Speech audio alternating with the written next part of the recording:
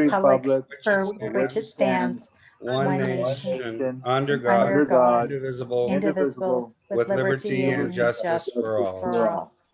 Okay. Roll call of directors. Director Garcia, Present. Director Kelling, Here. Director Nyman's here. I should have started with Gibson. Gibson is absent, and Director Schoenberg. Here. Okay, we have a quorum. So we have 4 people here and 1 absent, Director Gibson. All right, discussion vote, change agenda if necessary. I didn't- I'm gonna need my tablet.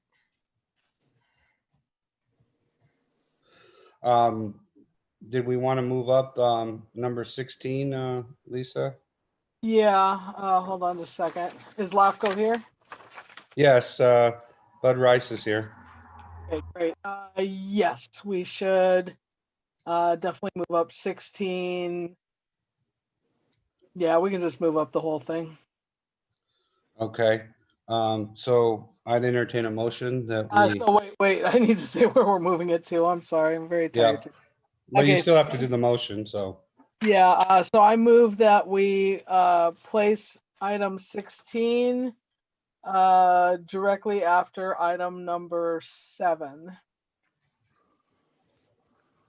before financial business. Okay, do I hear a second? I second that. Okay, all in favor? Oh. I'm sorry, I'm not in the room anymore. I'm still on Zoom.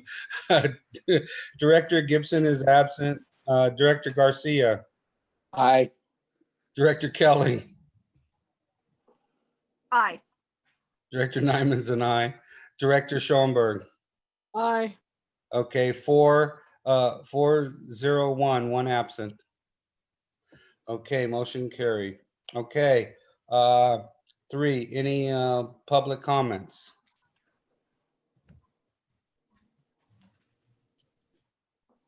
Okay, hearing none. Report of officers. The president, Director Garcia, Not at this time. the vice president,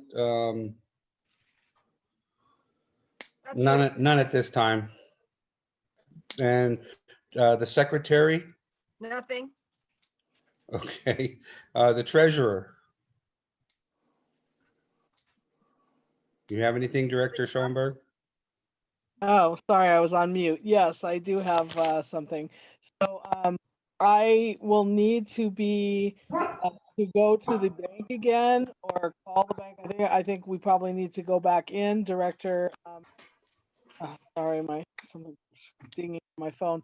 Director Lyman and myself, they have not changed any of the names of our accounts, even though that was a couple of weeks ago. Yep. And in fact, they never even changed the names of our account from the time before that we sent in the resolution. So I have noticed, but they're completely wrong on the online banking. So they may be changed on their internal files, but they're wrong in the online banking, and I can't change them there. So I will be doing that, and everything else will be under other items. So. Okay. JPI representative is absent at this point, so there's no report on there. Any new board member initiatives? Negative. Okay. Well, manager's report. Are you going to give the manager's report, Tiffany? No, I don't have any outstanding information from Johnny other than they're out fixing a big leak right now, I think on Irvine. Okay, well, I guess I'll just read into the record. They had 2 meter changes this month. They had 1 after hours call out. They had 5 main leak repairs, and 7 USA locates, and they did 173 work orders. I do want to put something in the record for the manager's report. Okay, go ahead. I don't know if our general manager was able to get a hold of them yet, or what the status is, but I want to make sure for the record that we put in that the main line that was severed by Edison, who was up here doing, it was an accident, but I still think that they're responsible partially for it. So I don't know if we need to charge the whole thing, but I would definitely say that we need to maybe have them pay half of the cost for that. So I just want that in the record, and I'd really like our general manager to pursue that. So can you write that down for the general manager, Tiffany? Yeah, I'll make a note. Okay, thank you. And that was on North End Elm Trail on I don't know if it was this one on 8/28. I think it was before, well, maybe it was 8/28. Okay, we're gonna skip the vote on application for water service. We're gonna go, that'll be coming, we'll be discussing all that on 16. No, there's on 6A, there's 2 new applications that Johnny was gonna talk about. But I don't know what he was gonna say about it. I can share it on my screen so you can see the applications. But I Okay, don't have any notes on it. Hold on, let me show you. Let's see.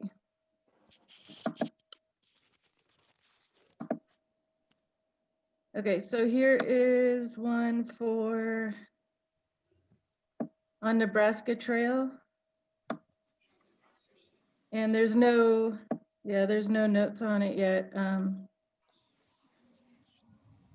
think we need a table this then. Probably, yeah. Let me show you the other one if you want to. Just for your information. And the other one is on Illinois Trail.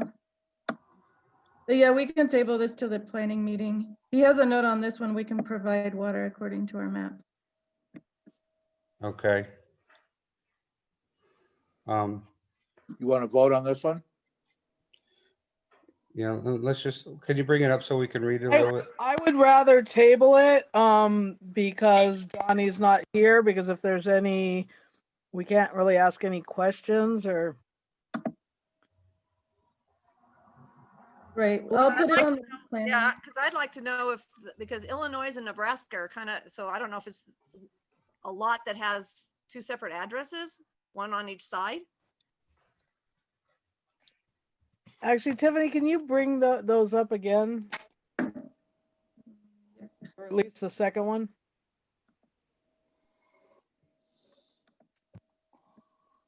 Yeah, okay.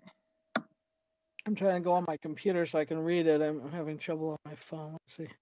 Yeah, this is the one for Illinois. Okay, hold on just a minute.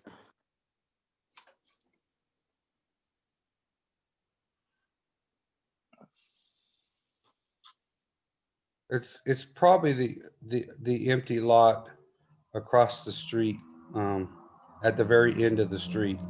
He does need to check off what this is for: residential, mobile, commercial. I mean, I know it's residential most likely, but that really does need to be checked off on these.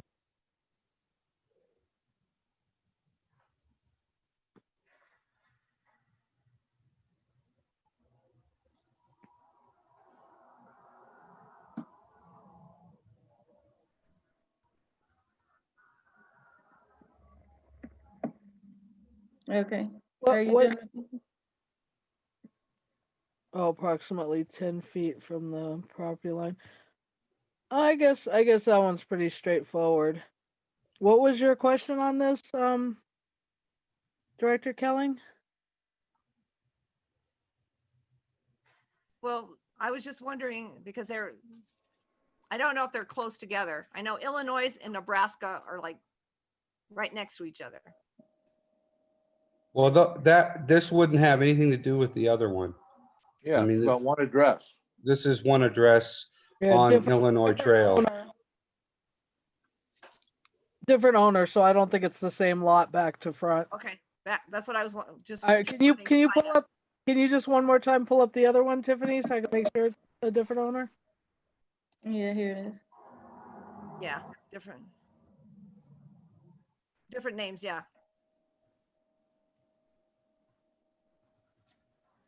Yeah, Okay. and he doesn't have any comments on whether that one can be provided or not. Yeah, Yeah, nothing yet. I don't think we should vote on this one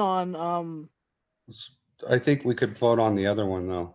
yeah. Yeah, mhm, I didn't even sign it. There's no signature at the bottom. No, there's a note on that they're out of town and they'll come sign it on Monday. But I do want Johnny to follow up, our general manager to follow up and check off whether it's residential or what it is. Not now. Right. No. This one says residential on it. The other one didn't say. Correct. But the other one's the one that we're probably gonna vote on tonight. Yeah.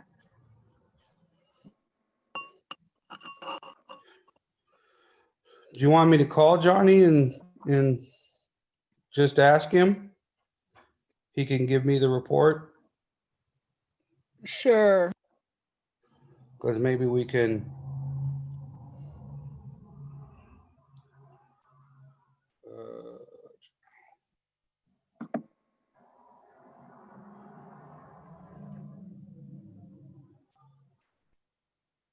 As long as he's not in the hole.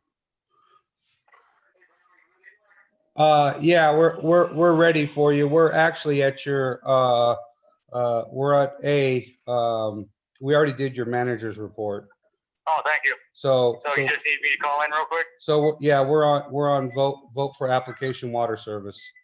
Okay, let me get the call-in number and I'll call you in right now. Okay, you have it, or you need? Okay, all right, thanks. Johnny will be right with us. Thank you all for being patient.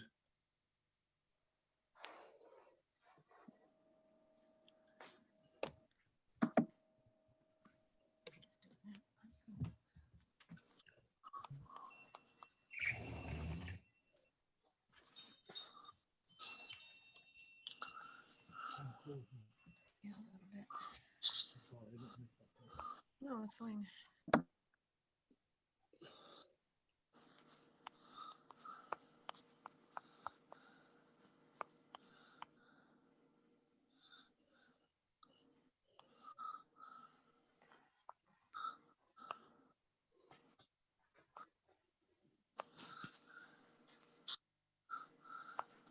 It's good to see we have a full meeting tonight.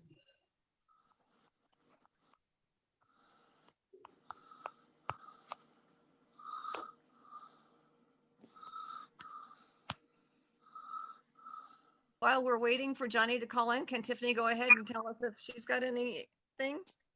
Administrative assistance? No, I don't think I have anything to report, but thank you. Perfect. Okay, he's connecting right now.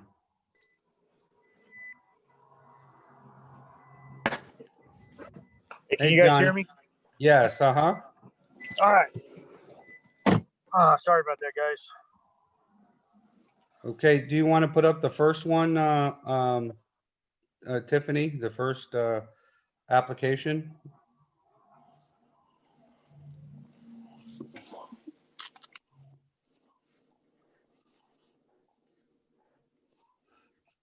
Okay, this is the one on Illinois Trail.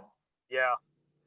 Yeah, and for everything I know from the maps and from experience, we could provide water to them. Okay, where's this lot located? At the very end of the street?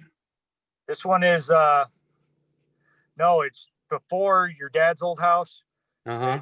It's you know, the empty lots that are on the left-hand side when you turn off East End. Oh, okay.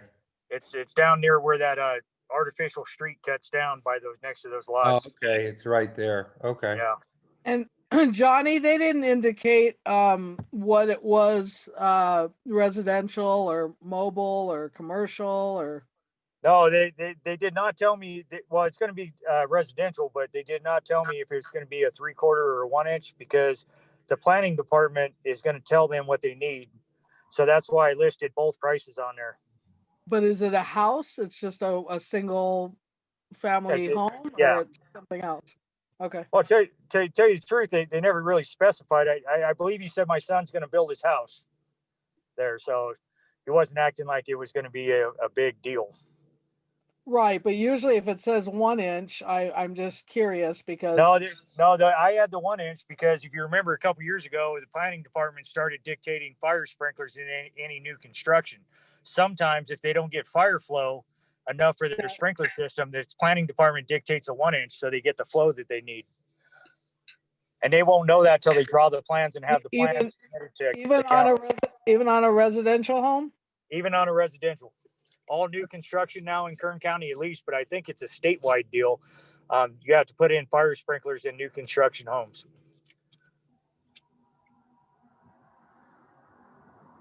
Okay, so if there aren't any other questions, I'd like to make a motion on this. Okay, Director Schoenberg.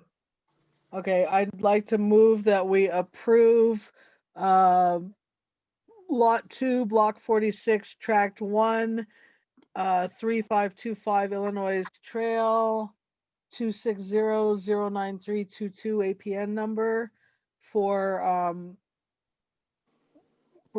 just approve that for providing water. Do I hear a second? I'll second that. Okay, Director Garcia seconded.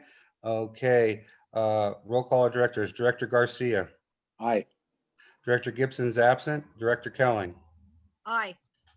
Okay, Director Nyman's an aye, and Director Schoenberg. Aye. Okay, 4-0-1 absent. Motion carried. Okay, Tiffany, you want to put up the next one?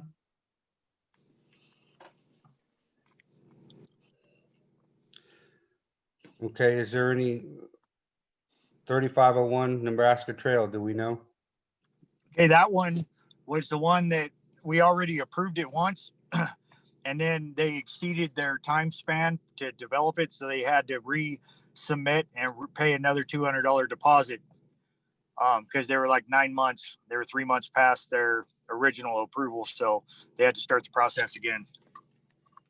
Okay. And that one, Johnny, didn't have any issues as far as serving water? No, again, we're going by what the maps say because we can't pothole every time. But I'm confident that there's a 6-inch in that road. And do you know how close it is to where they're talking about? I always put within 10 feet because it depends. The trails are really skinny, and without digging down, I mean, it's not going to matter to them. We only use poly line, so it's a difference in just a few bucks, whether it's in the center of the street or on the side of the road. Because we run their service right to the front of their property line, but the farthest it could possibly be is 12 feet if it was on the far opposite side of the road. Okay, are there any other questions? Because I'd like to make a motion. No? Go ahead. Okay, I like to move, and I should have said this on the previous one. I'd like to move that we issue a will serve letter for 3501. They didn't put the lot block track, but 3501 Nebraska Trail. They don't have the APN number either, but I think that's on our previous. Is it on our previous application, Johnny? I believe it's on the previous. If Okay. not, I'll just make sure I get it because I don't put any services in until they pay and the customer's standing right there showing me where it's going to go. Okay, I'll so go ahead. sorry about that. So let me reiterate that. So I move that we issue a will serve letter for the property 3501 Nebraska Trail and for a residential home, 1 inch, and our manager will get the rest of the information, the lot block tract and APN number. And I'll go ahead and second that motion. Okay, Director Garcia has seconded that motion. Roll call of directors. Director Garcia. Aye. Director Gibson's absent. Director Kelling. Aye. Director Nyman's an aye. Director Schoenberg. Aye. Okay, 4-0-1, 1 absent, motion carried. Okay. Johnny, I don't know if you want to stay on the line for a few minutes. Uh, We yeah, have Bud if you need me, I'll we- do it. We definitely got a kind of a hectic situation up here, but Yeah, I know. We have a couple things today. So, all right. All right, move to ad hoc committees, local information committee. I don't know what that is. I think that's the one when you guys were having the local community meet, the local water company meetings. Oh. No, it's not happening right now. Okay, project committees. So we have quite a bit of stuff, and I believe they're all item numbers. So I think we can pretty much report on it per item number, except for, well, I think I can even, if it's here. Yeah, I think they're all item numbers. So I would say that we can fill in all that information if that's okay with you, Director Hyman, during the other items. Okay, and we have not done anything more on the rate study committee. Okay, we're on to 14. 16. Discussion vote application water service APN 2555202. A, discussion vote on modifying the district's sphere of influence. So my understanding from the all of the emails that went back and forth was that we do need to, that from what I understood, this property does not qualify for any emergency sort of things or anything that would allow us to not have them in our sphere of influence. I do have a couple of questions for LAFCO in terms of, I mean, they had answered quite a few questions to Dave Warner when he wrote an email to them. So I'm pretty sure that I just want to make sure that my understanding is correct. It appears that we do need to modify our sphere of influence. And then I have a question about the map, because I mean, we're talking about maybe altering the map that we previously submitted to you. But I also wanted to ask a question if there's a way to use the current map we have, should we choose and just you know, draw a lot, like just do a portion of that map and not have to do the entire at this time. Okay, I think what you're saying is the map itself, and I'm going to refer to just the one that I seen that D Jasper had sent over to me. Correct. That particular map, you just want to bring in a portion of the SOI at this point, Yes. and then okay. Now remember, here's what's going to happen if you only bring in just a portion. Is the SOI has no bearing whatsoever on anything other than the municipal service review and what LAFCO reviews for the district itself. Okay, the district's capacities. But if you only bring in half of that map, then what we're looking at is you're going to have to pay another $500 to bring in another half later on. There is no deficit or anything if you do not bring it in. Okay, it doesn't count against you for anything. There's no taxes or anything else. Thank Okay, you. Does that make sense? So I have a question. And we're talking about the map that we did for Lake of the Woods planning originally. Is that the map we're talking about? Yeah, that map currently, our sphere of influence is exactly the same as the annexation boundaries. And Okay, currently it includes, you know, a lot of properties that we're not ready to put into our sphere of influence because we're not really able to serve them water unless all of the state project monies go through.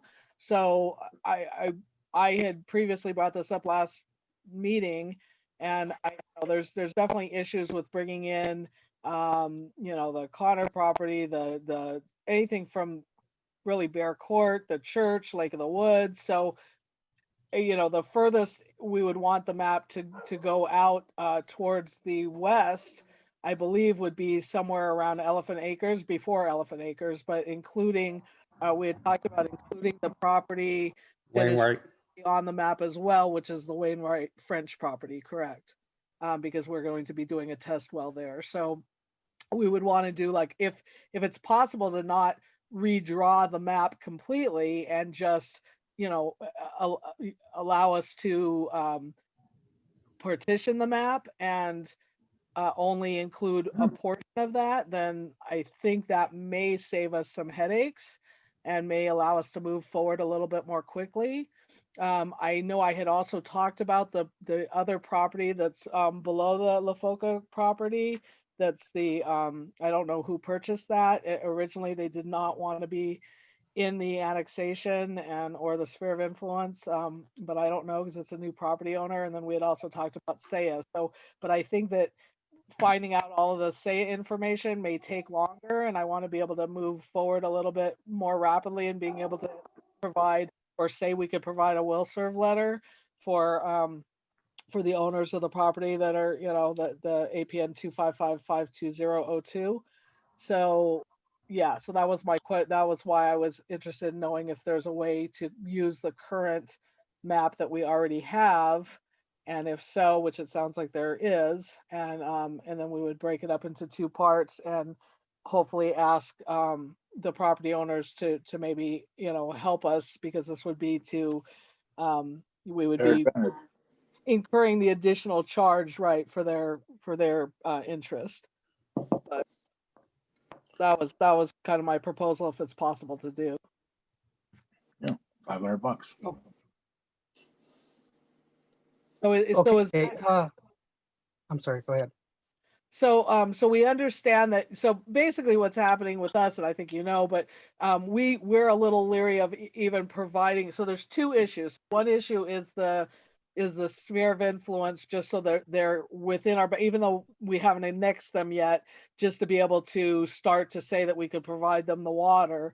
And then our second issue is our well number 5, which our engineer basically said that until we know what we're doing with well number 5, that we don't really have that guarantee of being able to have enough water in that area. So so that's the only other, you know, because this is more than just a one residence that we're talking about. So I think that those are the two issues, but I think at least solving the sphere of influence would allow us to move forward and decide on what we're doing with the well. And then, you know, if we can do that pretty rapidly, I think we can issue a will serve. Well, and okay, so here is my solution for this, and it's going to be very simple. The municipal service review, when I went through it, does need some revisions. Okay, but with that said, if we go ahead and revise the municipal service review, keep the area and the maps and everything that the municipal service review covers, but only in the map itself, the areas that you want to include in the sphere of influence at this time. The municipal service review could cover all of California. We really don't care. It could be as large as you want. It's going to be that map that sets them boundaries. So what we can do is reduce that map, just like you had asked, but maintain that municipal service review so that the state still has it's the properties that's involved with the state project that are still in that municipal service review. So when that comes about, all we have to do is resubmit a new map. Would that be okay, or? and so what kind of changes will we have to do to the municipal service review? I mean, So the MSR covers the project itself. What it doesn't cover is some of the capacities of the district itself. So one of the things that it doesn't cover is where all your water is coming from, how much water is coming in, and how much is going out. I know some of that is probably in your feasibility study that the state's doing for this project that you could just transfer over. But these are some of the areas that we're looking at. And the municipal service review doesn't even have an actual map in it. it says this is the area that we want to bring in, but it never really specifies certain things. So it's just, that's what I'm saying. It's some details and stuff, and just the inclusion of some more data just to meet the criteria that we need to meet to move forward with the amendment. Okay, Okay, go ahead. well, I was gonna say, in order to do that, we would need, because that cost would have to be borne by the LaFocas, and we don't know what that cost is. D would be the one doing that, correct? Actually, Director Nyman, I don't think what he's saying is that our municipal service review is problematic despite the LaFoca property. So it's a problem for us annexing, or or changing the sphere of influence and doing the annexation for the whole project, because it's missing both the map itself and missing some additional details on where the water's coming from. So, which I think some of that we had left off because we're doing the test wells, and that was before well 5 was failing. So because we did the MSR a while ago. In fact, we never finished the MSR, which is why it's probably missing all of those details. So what we were supposed to do initially, the MSR is paid for in the planning project, but what we had decided was that we were going to do the MSR towards the end after we had drilled the test wells, because there wasn't any way to ascertain, where the water was coming from until we were able to do that additional work. And so that's why the MSR, I think, is as deficient as it is. And so I'm not sure. I mean, there's definitely some problems with us doing the entire MSR right now. We don't have those details. We have to wait for the test wells. So I think we would, if it's the case that we need to change the entire MSR, or change anything that has to do with the full project at this time, I think we'd be better off trying to just do the LaFoca property itself, like do a separate map, I guess, and it would be, that would be added into the sphere of influence, and then do a separate MSR for them, because I think that that MSR would just include well 5, and we wouldn't have to worry about the test wells yet. I'd like to also add that if the LaFocas are going to join the water district, that some of the costs the district could bear, because we're going to recoup that cost from providing water through a 2-inch or a larger meter. Correct? I'm saying it's an investment in our system by including them. But is what you're saying, because in order for us to just have a map with their sphere of influence, we still have to have a municipal service review, which we would take the original one that we have and modify it to meet that requirement. Is that correct, Bud? Yes, you could. Yes, that the easiest thing right now, from what I hear you guys are saying, because Lisa was absolutely correct. There's a lot of details for the project that's in this municipal service review.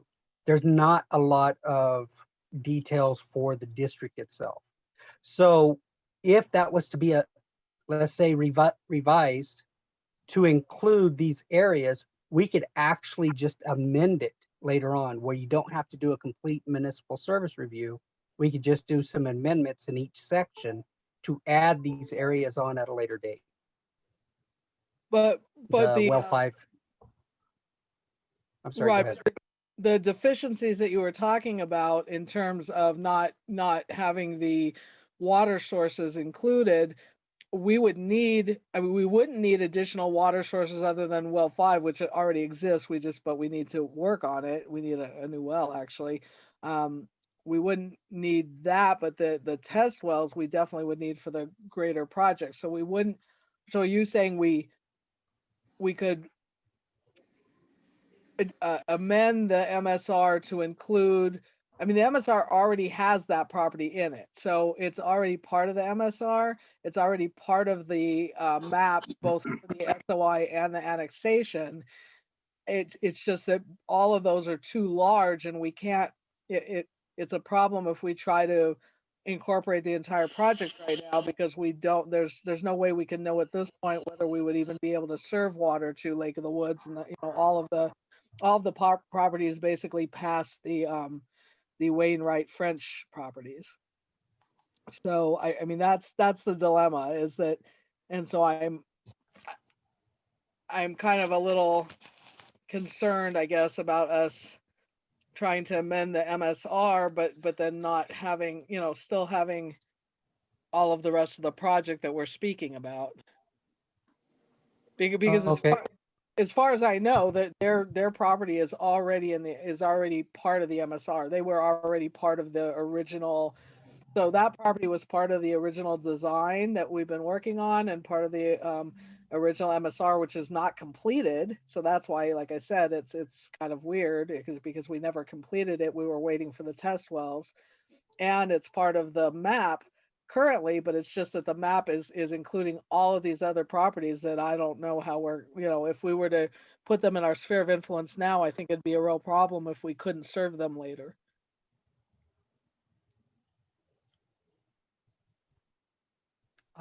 I would say, okay, if we was to go back and look at the MSR right now, there's a lot of good information in that municipal service review. Okay, if you was to take that good information, just utilize it, take out all the project stuff for the project that's not going to be done at this moment, and just amend the map to the areas that you want to provide, and make sure that municipal service review has the information for that particular map, and submit that, then I think we're okay. Because I think what you're saying is that the information or the data that you have for the district right now is sufficient. It's just not in that municipal service review. So it's just a matter of revising it, adding some additional information, and then later on we could amend that municipal service review and amend the map at the same time. Okay, so yeah, the data that's, I believe it's already, well 5 is already in the municipal service review, but well 5 is failing, so we would have to change that wording, because we would need well 7 before we would, so we would have to, yeah, so I guess what we need to, so I guess our next step would be to look at the MSR. Is Dee on the call? Yes. Dee, do you have any comments? Yeah, I'm, who did the MSR? You did, I thought, or, No, no, self-help. No, Self-help, it's Dan Hoffman. Hoffman, I think. Yeah. Yeah, Hoffman down in LA. So that would be where we would start with him. And then, we'd have to tell him what areas were not needed. And this would be kind of I guess, an interim MSR, or an MSR for maybe a very specific project, and have him trim that down to only focus on what we're dealing with now. I don't know how we feel about well 5 and well 7. Well 5 is problematic right now. I'm a little hesitant to recommend that we put much demand on our system more than just an occasional residence, because of the uncertainty of that well. But beyond that, I think there's plenty of information, in the studies that we've done. And I think that Hoffman referenced that indicated what we felt was the water supply at the time, and the demands. Some of that stuff we did several years ago. So if that's sufficient, Bud, then I think we could probably put something together that would be acceptable to LAFCO. So my only thing would be, we're not Absolutely. going, It's, and if Hoffman, excuse me? oh, I was just going to say, if Hoffman wants to revise to a point where they want us to look at it and say, is this sufficient? We could do that at any time. I'll review it and look at it and say, yes, this will work. And then we could move forward. Okay, but to be clear, when he talks about well 5, we're not going to have well 7 probably until April or May of next year. That's correct. So I don't know what the LaFoca's plans were as far as when they were going to need water. And that's the question of whether we can supply water to them, because Dee's saying about the concerns of putting more pressure on well 5 that's already failing. Can Director Schoenberg, go ahead. I ask a question of the LaFocas? I'm curious if we were able to move forward with all of these items, but of course we aren't going to have the well done yet, but we're able to move forward to be able to provide, at least give you a will serve for the residents and kind of our assurances that we're moving forward on everything. Would that be enough, or do you need the will serve for the full property that you're trying to develop? What we would need, we wouldn't be able to proceed with anything without having some type of reassurance that we would have service to the RV park. That's the number one priority. Without doing the RV park, we wouldn't put in a residence, and we would abandon the whole project. So, I guess, one of the things we could do, I suppose, which might be helpful, but we haven't done it before and we'd have to discuss it as a board, would be not to do the will serve itself yet, but to write some sort of letter that, said that we were moving forward and that, we're in agreement that once we're able to develop well 7, that we would be able to provide water. So I don't know if that would help. I mean, I know at this point it looks like there's no way we're going to be able to provide a will serve letter, which is kind of what you're looking for, but perhaps we can provide something that says we're, I think we need to talk about it as a board, but it says we're, interested in providing water to you, and we're going to, and we're doing our best to, there's a lot of hoops to jump through, unfortunately, because of this issue with our well right now, and but we are going to be fixing that well. There's no way we can move forward on anything without fixing that well. So it's sort of just a difficult time right now, because there are so many hoops that we have to jump through before we could provide you a will serve letter. So maybe we can talk about some other type of, if we would be willing to come up with something else that's not quite the will serve letter itself, but that assures you that we're moving forward in your interest.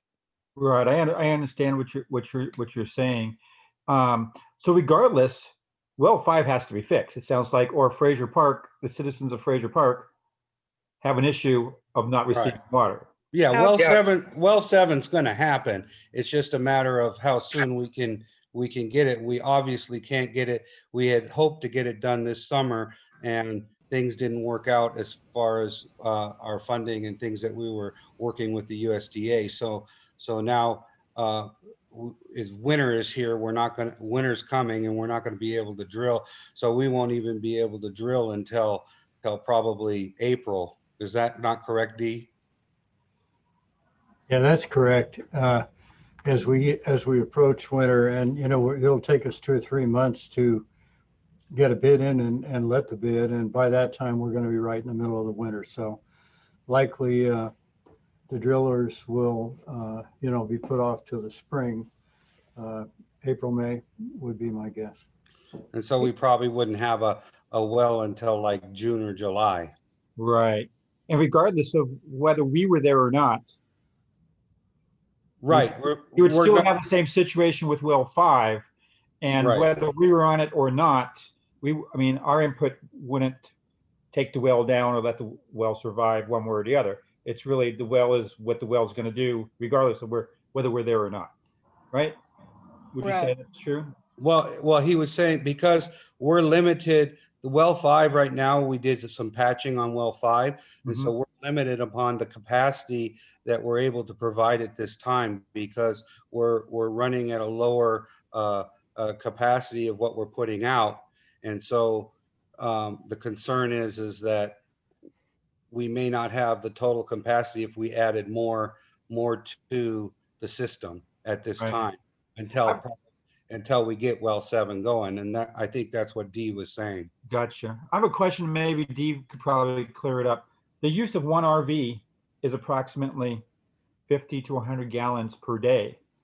And if you're approving 2 other homes, full residents that are going to be using quite a bit more than 100 gallons per day per plumbing code, it would seem to me that if you can serve them, you can serve at least a portion of what we're asking for. Yeah, Because they're going to be using quite a bit more water than we would be using, even Yeah. with 18 units, 2 full-blown homes that are 3 or 4 bedrooms. Their water usage is going to be equaling what we're going to be using as an 18-site RV park. Is that true, Dee? not necessarily. The water use in Frazier Park is extremely low. Okay. But I will say that, it depends, if you were to come in as a resident and say, we have one modular home, let's say, and we want to put it on the property and we like water service, that's a little bit a different request than a request for water service to an RV park. So, they are a little bit different animal, and it's more of a commercial use than it is a residential use. Okay. Would the board be satisfied if, like, let's say we limited our use up to possibly 9 units as opposed to 18 until the summer of 2021? At least we can get started on our project. And we can make a commitment to carry on with the purchase of it and not completely abandon it. If we can make some kind of compromise, would that be acceptable? One of the things that we've had that other water entities have done, but the counties having problems with it, and that is to issue conditional well served letters, and that is conditioned on a new well. And we have done that in the past with other entities, but we're getting some pushback from the county now regarding that. So I don't know how they would look at that. A conditional will serve would say, yeah, we'll serve you when we get well number 7 in. And we have done that.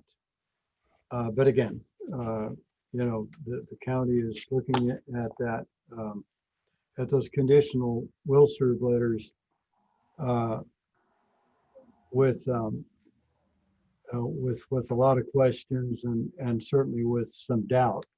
And so, I don't know how they would accept that, but I think your development plans will probably be conditioned on water supply with the county of Kern.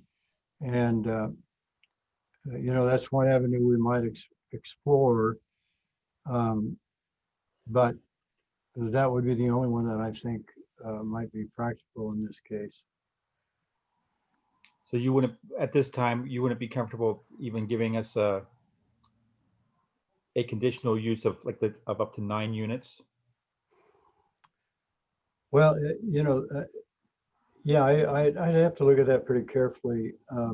If you, it's kind of like, well, would you destroy the town if there were 50 righteous men? And then would you, destroy the town if there was 10? Story out of the Old Testament. But, I'd have to look at it, Sam. And, we could talk about it with the board and see how comfortable they felt with it.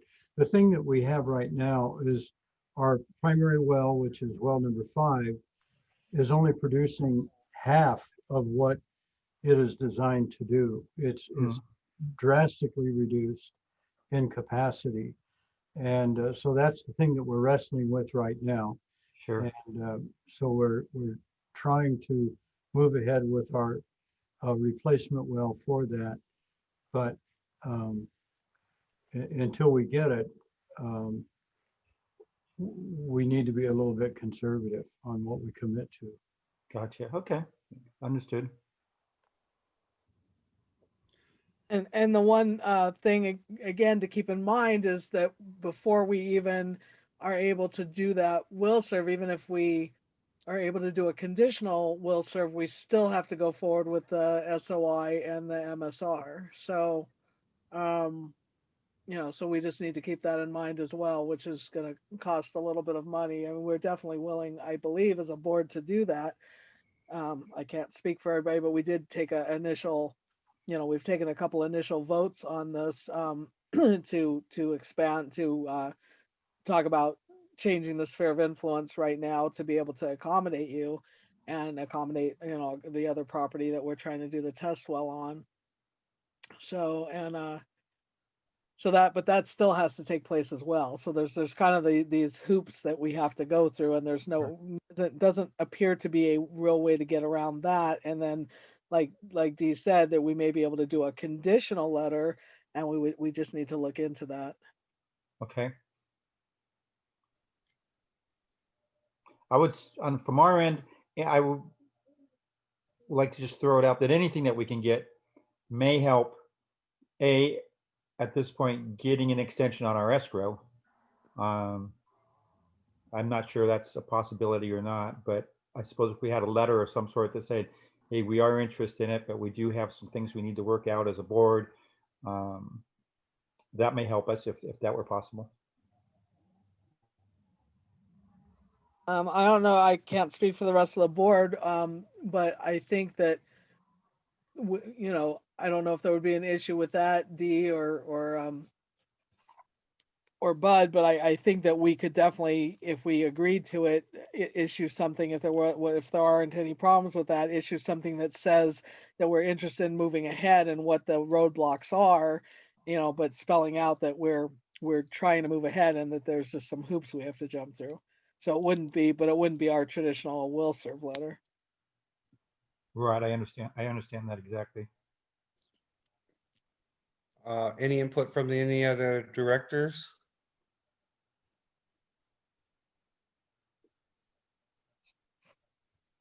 And I think it would be okay. I mean, I hate to see their project go, out the window. But I understand that, and I think they understand that we can't just blatantly say, yes, go ahead and build and we'll supply water. So maybe just like a little letter on, with our letterhead or something, instead of a formal state something. Maybe, I don't know if that would help their escrow, or not. So I think too, before we vote on that, I mean, I'd like to hear from the other directors as well, but I think before we went ahead with that, we would have to talk to You have to talk to who? our attorney as well. Just to make sure that that's Yeah, okay. we wouldn't get into a legal bind somehow. Absolutely. Director Garcia, do you have any input?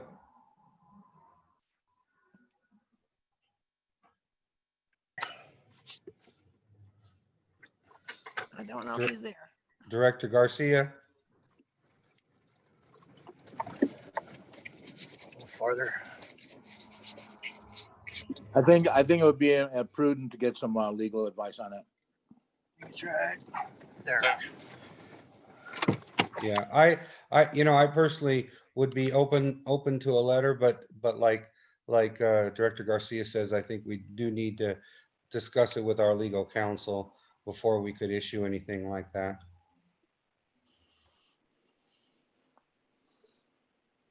Ready? Maybe Sam, you could figure out exactly what something for your escrow you would absolutely have to have.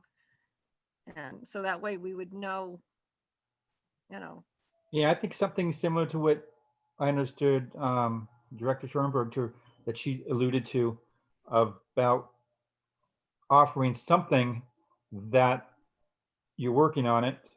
These are the obstacles, the sphere's influence, what the capacity of well 5, and not being able to, due to the time of the year, you can't really address well 5 and drill well at this point until, you know, spring at least, and that could take 2 or 3 months, which would take us into possibly like June or July.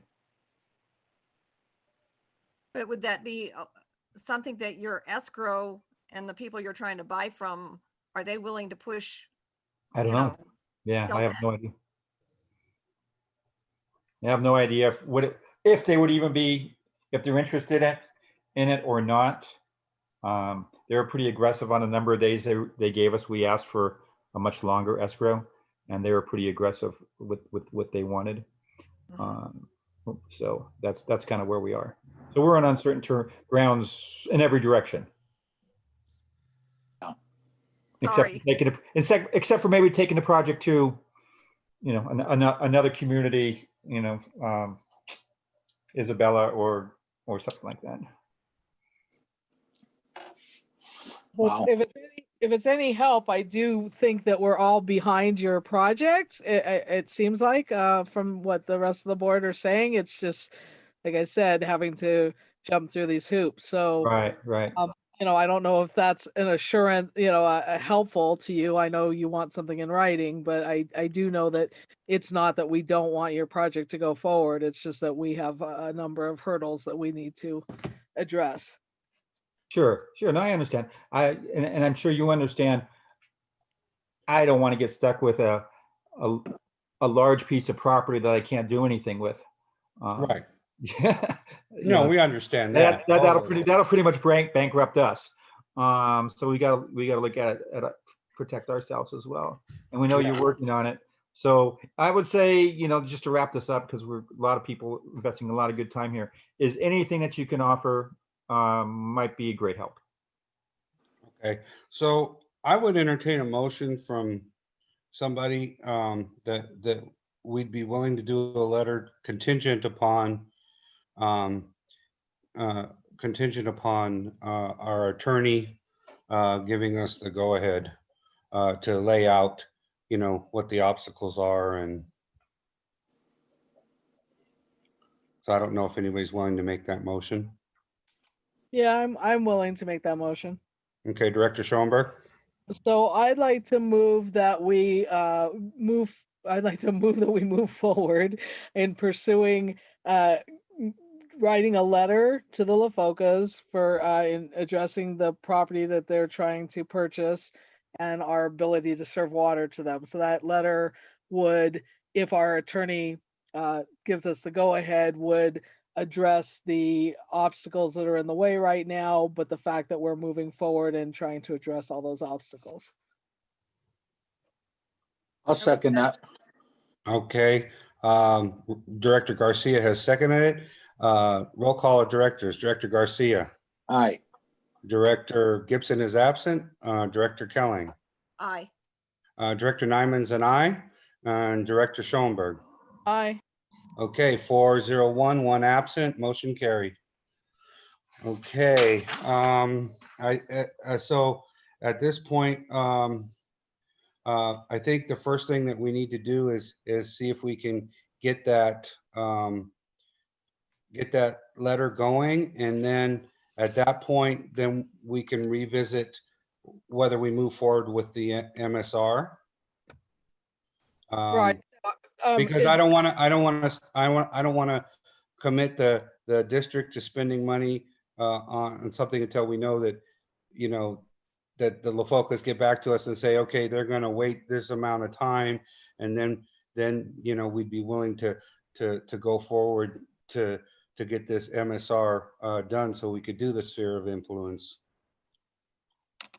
I have a question for the board. If you would be willing to kind of expedite things to allow the project committee to initially talk to the attorney, or the project ad hoc, I should say, we're not really a committee, to talk to the attorney and see about moving forward, and maybe even start trying to address what the letter would entail with our with the attorney and with our engineer. And that way we don't have to wait for the next board meeting or do a whole board meeting just to address that. And then we could bring it to the board for the board to look it over. I'm completely in favor of that. Absolutely. You need a motion for that? Probably a good idea to do that, yes. Okay. But actually it won't work because No, there's because we only not have enough two, of us. yeah, Yeah. because we're missing a board member. Because I would make that motion, absolutely. I don't We know. have a quorum. Yeah, Yeah, but there wouldn't be a quorum because we'd be minusing two. Well, yeah, normally the people on the ad hoc committee usually abstain from Oh, that vote normally. But in this case, we don't have a Becky here. I mean, I think that we could probably move ahead without a motion because that project committee, I don't know. I think it would have to come from the other board members because I'm I have a conflict of interest if I address. Tiffany, do you have any input on that? Yeah. All I can say is the ad hoc should definitely not be a part of the vote because that would necessitate some state forms that would need to be put on our website. It opens up a whole new can of worms when that happens. But you have a project committee in place. I honestly wouldn't see any issues if the two board members said, go ahead and do some work on this yeah, that's under what an it's ad for. hoc that already exists. Okay. So I guess that we'll just go ahead and move forward with that. Yeah, direct them to move forward. Okay. All righty. Thank you. Thank you, Bud, for coming. I don't know. Oh yeah, he's there.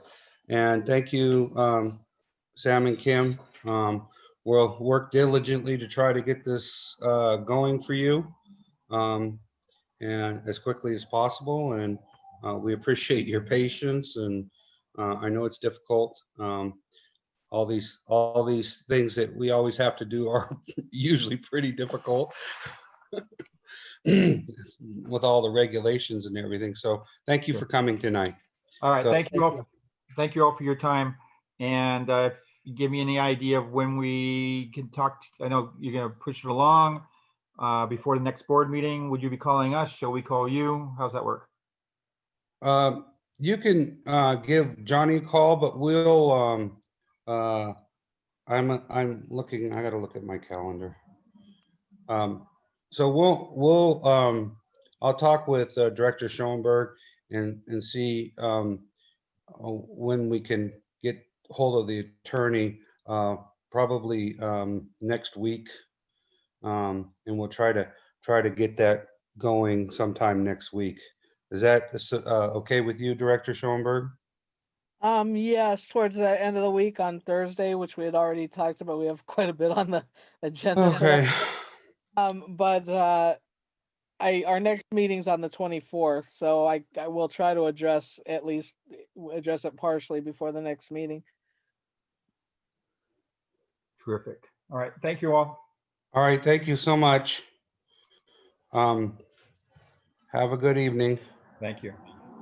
Okay, I don't think we want to take a brief recess at this time. We're on to, oh, I was looking at the wrong page, sorry.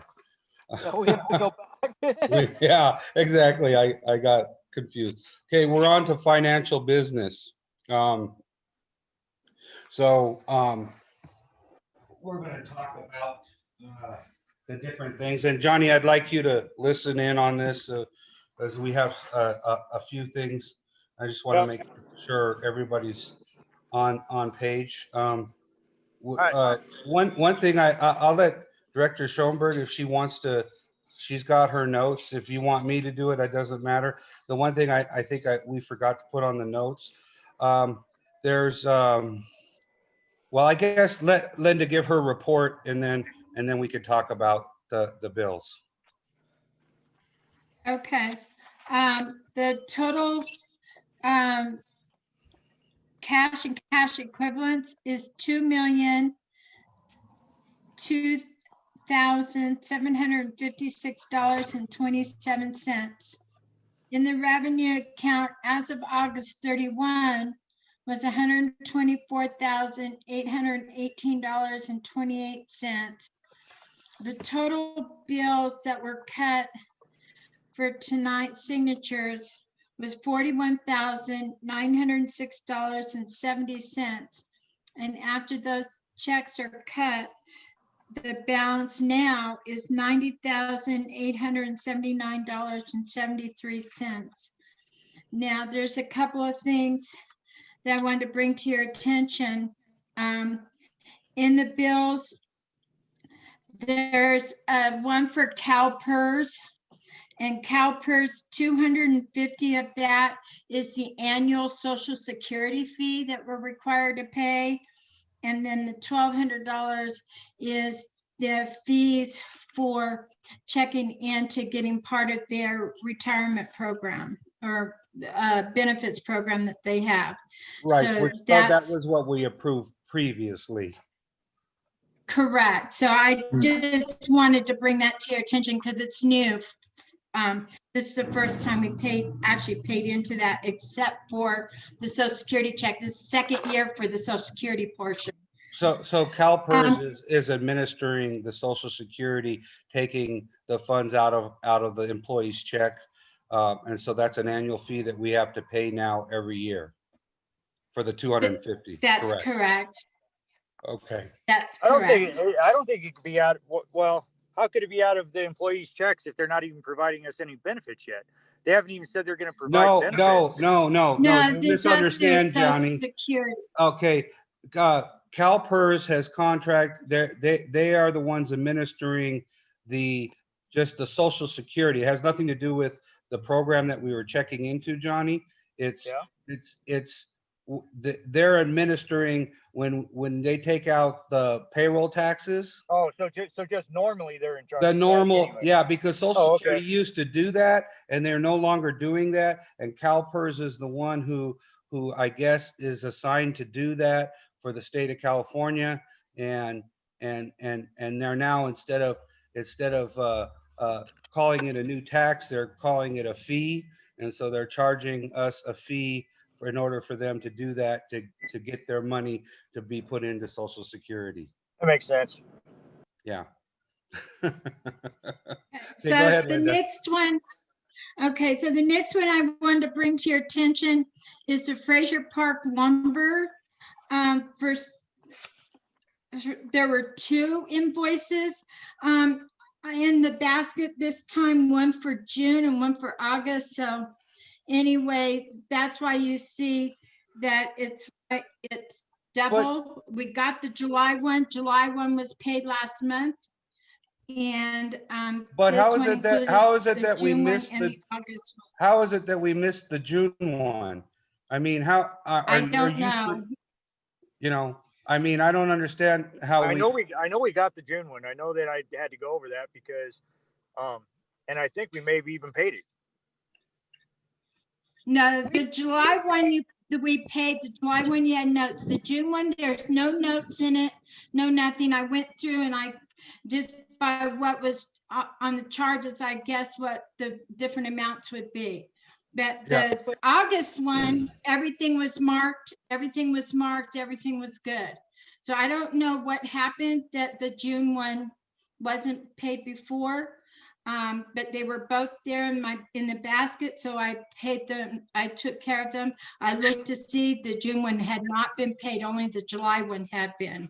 The only Yeah. ones I put in the basket were all stapled together. It was one statement that I just did yesterday. It might have been two statements stapled Yeah. together, but Yeah, well, Yeah, that, well, I, but that's the question because, and what's interesting is maybe, I don't know if Frazier Park Lumber and them didn't put it because when you look at their statement for August, they show the June statement as 1 to 30 days late, and it's actually should be 31 to 60 days late.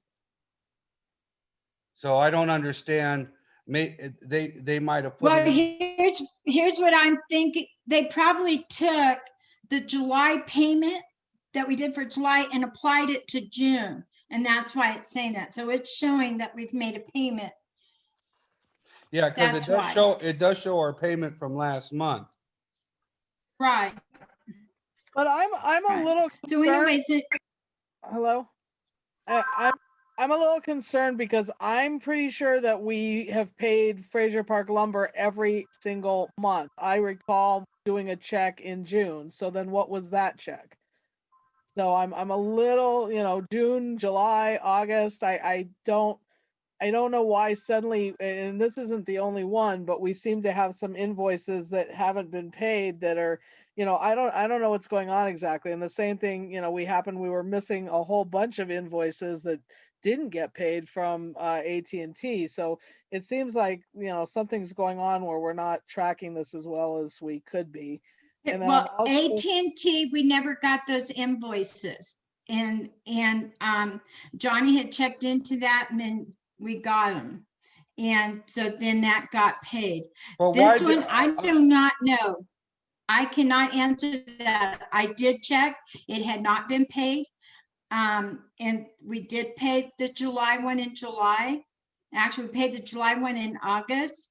And now this is now in September, we're paying June and August because the June was there with the August one. So those are the only ones I know of that there's an issue. Okay, well, And okay. then there's another As one. long I as you're want to bring to your clear, as long attention as you're too. clear that we haven't paid this, because I don't want to end up double paying. I don't want to end up double paying freight. No, I double Frazier checked it Park. because I'm looking, I looked at it and I'm saying, okay, why is there a past due amount? Because I was like Lisa, I said, gee, I thought for sure we'd been getting them every month. And that wasn't there. Now, it's there now and I paid everything. All of these have been posted. And so I don't know what happened. I can't answer that question. I wish I could. The other one I wanted to bring to Okay, your hold attention. on. We're not done with this one yet. Hey, Johnny, I saw that I know it was an emergency. We bought tools for the P&J electrician. Now, Yeah. now did he give us those tools back? yeah, they're in my tool bag now that I keep in the water company truck. Okay, I just wanted to make sure that, and did you Yeah, have it was anything just- else? Go ahead. It was just an amp meter and screwdriver and stuff like that because he had no electrical tools. So now they're in my tool bag inside the cab of my truck. Okay. And did you have anything to add, Director Schoenberg? Well, on that invoice and a few other, for that invoice, I'm curious, Director Nyman, are the invoice numbers on the checks? Because that was one thing that I'm having an issue with when I'm trying to follow things on the various checks, is that I noticed that a lot of times we'll have our account number, but we won't have an invoice number, and it's really hard for me to track when I'm looking at the check itself in the bank. I don't know what I don't have all those previous check details necessarily in front of me. So I'd really like to see invoice numbers on every single check unless we don't have an invoice number. And then I'd like to say, see, The check stubs show the invoice number. If there is no invoice number, then I use the date. Okay, so it's Right, on those checks in the detail of all the things that are being paid. Now, the exception to that the exception to that is if there's a whole bunch of them, the stub can only fit so many. And that's why they are attached. Right. All the backup is attached to each Right, so stub. that is So you on the can see Frazier detail Park by one. looking at the That is- actual documents. That is on the Frazier involved. Park lumber But, one. Right. right, they only list, I think, Okay. 15 or 20 of the Okay, invoices. when we get to it, because it we'll has bring it up, limited Director space. Schoenberg. Let's let her continue. Can you want to go ahead and continue, Linda? Okay, the next one is the health insurance, the joint powers insurance.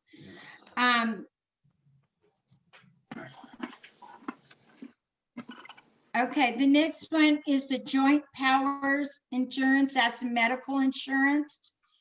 All right. Right, So that one, it's paying for September. And because we got that invoice after I had cut the checks, so that invoice is there. And then I was thinking, well, why didn't we get the October invoice? Well, then, so Tiffany was able to go online and get the October invoice, but it was incorrect. It Right. showed no charges for October. So okay, what I did is I used the same figures that were for September, I used for October, and they did send Tiffany an email saying, they sent that to her this afternoon or this morning, and they said that they will be sending a corrected October invoice. They said tomorrow, but who knows if we'll get it tomorrow or not. okay, I just want to But make sure. Anyway, so we'll get it next week. Okay, two things. One, I want to make sure that we review the invoice when it comes in and that we marry it up with this paperwork that because we're signing a Absolutely. $15,334 check. I want to make sure it's correct. Also, the second thing is that you didn't put the invoice number anywhere. You just put September 2020 and October 2020 on the bill stub. And that's what she's talking about, invoices. That is the That is not, that is no, invoice you for the are insurance. incorrect, Linda. If you look at I look at the bill right here, it says right here, it says coverage month, September 2020, and it says invoice number 651612. And then on the one that they did an incorrect invoice, it says October coverage month, and then it has an invoice number 0653310. So And Director Nyman, it's not. I need to see what okay. you're looking at. well, I'm Can I- looking exactly, Linda, at the invoice that JPIA sent to us.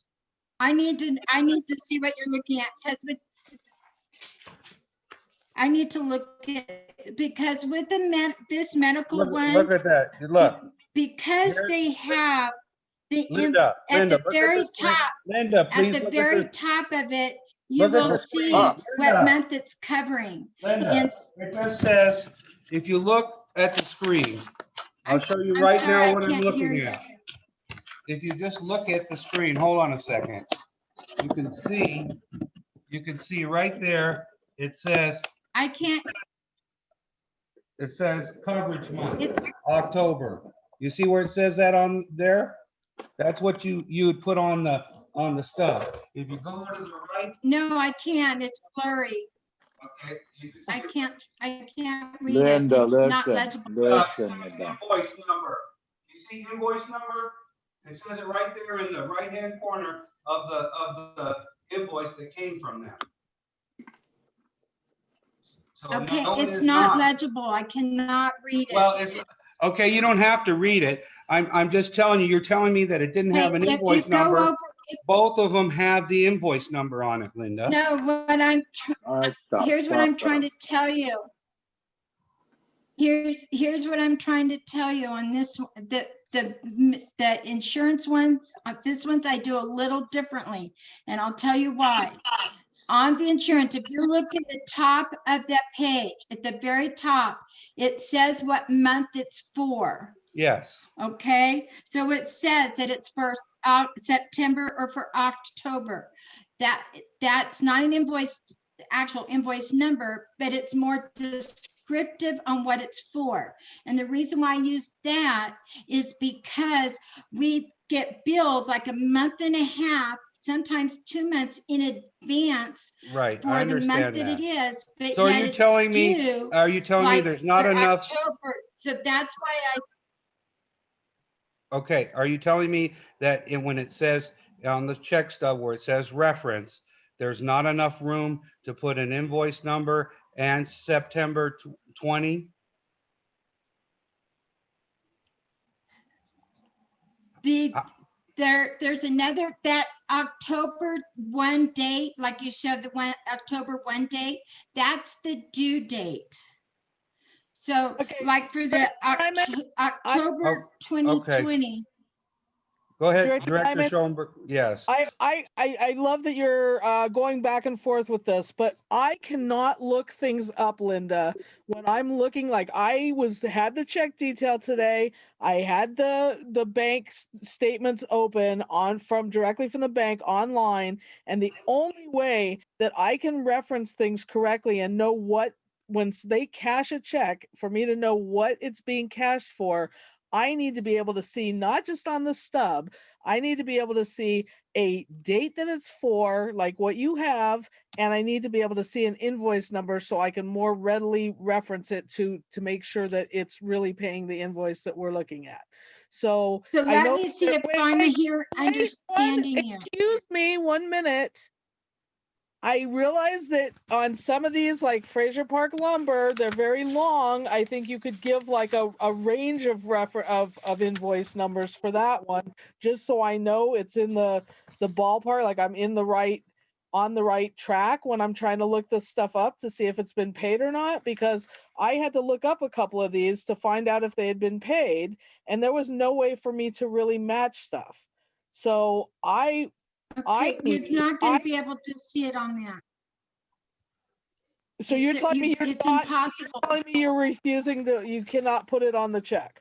No, I'm not refusing anything. No, if I'm hearing you right, you are wanting on the check, it's the canceled check itself, on the description section of the canceled check, to have the invoices there. You can't do that. What goes there, and that's the limitation of the system. And just about every accounting system I've ever worked with is that way. There's a limited space, and it's usually for an account number that goes there or a brief description of what the check is for. You cannot put all the invoices. The system actually takes that information from the description area of the check. So that's why in some of the checks I can write, okay, that it's for the wolf tank or something like that. It's a brief description. I cannot put more. And if there's more than one invoice, I can't put anything. It only brings up the account number. Okay, That's well, a limitation of the system. on some of these checks, there isn't that limitation. There's plenty of room. You had the account number, which was very short on the insurance checks, and the account number, or not on the insurance checks, on the JPIA checks.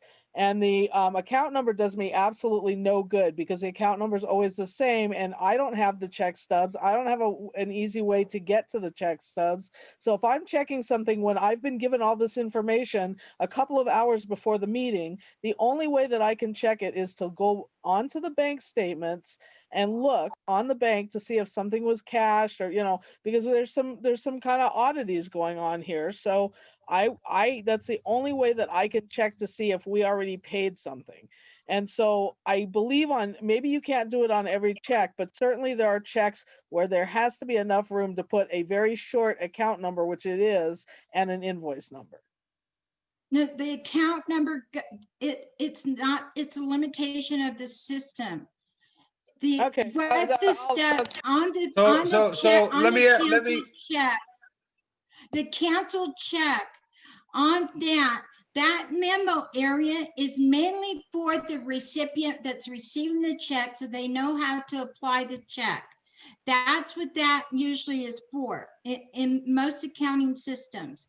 Now, in include the stub with that check because the stub is able to give more detail as the list of the invoices that are included in that payment. That's can why we check. always include the stub. Now, I'm sorry, the bank but I'm sorry, we just doesn't got another, have the stub. The bank only has the canceled check.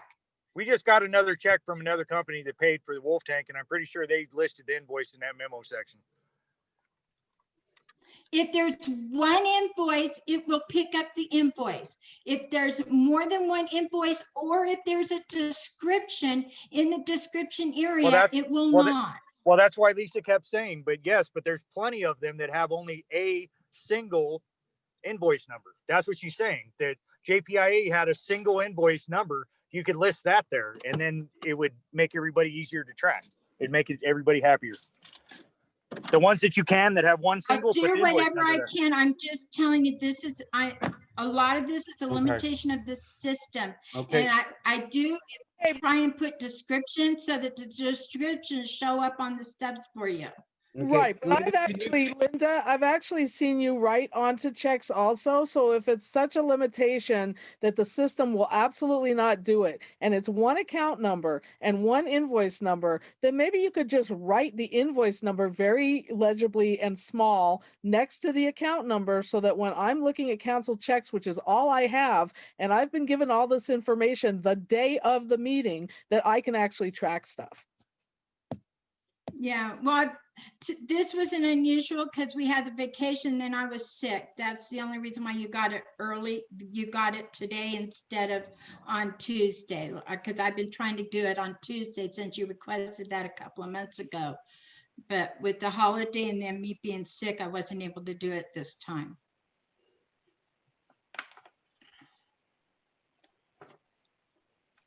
Okay. So anyway, those were the things I wanted to bring to your All right. attention. Can you make a Also- note? Wait a second, Linda. Can you make a note on JPIA that because we looked at the system, Director Schoenberg looked at the system. We did not find, we found a check for 11,000 something to JPIA that we paid June like 24th, which should have been for probably July's insurance, but we do not see a cleared check for August's insurance. Can you check to make That's sure that? included in here. August is included with this check. That's what I'm telling you. No, that is This not, check no, is- I'm sorry, Linda. This particular check we're sending out right now is for September and October coverage. Right, but it's the check that I would have normally cut in August. There was. Yes, but we there should have, was- wait a second, we should have cut a check in July for the coverage of August's coverage. We Right. did, but it was a small check because if you remember, there was one invoice where they charged us because it takes them a while to take employees off. So there Okay, was all one right. invoice that was greater than So usual. that was where we got the So for- reimbursement? That is where we got, Correct. so it was only like a couple $1,000 check? So That's correct. I so think that's it was probably like why you didn't 1,600 find or it, Director Schoenberg, is because, I looked at every single check. I opened them all up. So it just hasn't been cashed yet, but it would be extremely helpful for me when I do that to have the invoice written on the check so that I could absolutely say, oh, this is for that invoice and that month. So the two things that are really important to me are either, I mean, I get that you put the account number on there too, but if there's some that we could just even write the invoice on, or, because I think on that one you have the account number and the month that it was for. But just the Yeah, account number the- alone on those are absolutely I'll not. see what I can do. I'll see if I can get the system, which I don't think so, but I'll try and see what I can do. If I can get the system to pick up that invoice number. Otherwise, I have to put it in 3 or 4 times to get it to what you want to do. And it would only happen if there's enough room. And that space there is very limited. I think I only get like 25 characters on that line. It's not very much at all. And the account number needs to go on there and information for so the people receiving the check know how to apply the check. But a lot of that is answered through the stub. So I will see what I can do because I hear what you're saying. I totally understand it. It's just trying to make it work with the system. Okay. But why you- can't you just physically underneath that memo line, you physically pick up the pen and write something on there? It adds an extra 5 minutes per check, but yeah, I could do that. It's just very time consuming, and then it breaks down, making sure that everything's correct. But if I can get it where it's done automatically, less chances for error, that's what I'll do. Okay. I don't want to take chances. What if I right. transpose the number because it's written rather than coming from the Did you have system? anything else to? Yeah, there was a couple of other things I wanted to, I got the list, but the resolution of the accounts and, Okay, wait, before you get Lisa- onto that, wait a second. Does this have to do with the checks we've written? Because we want to finish the check portion and pay the Oh, bill. no, I'm done with the checks. I'm Okay, done with all okay, of, so we I'm have done some with other. the issues with the checks. Okay, we have some others we want to talk about. You know, on the did you call AT&T Uverse? Because I noticed that we paid the 5350 to Uverse, and they had a late charge on there of $925 that you didn't pay.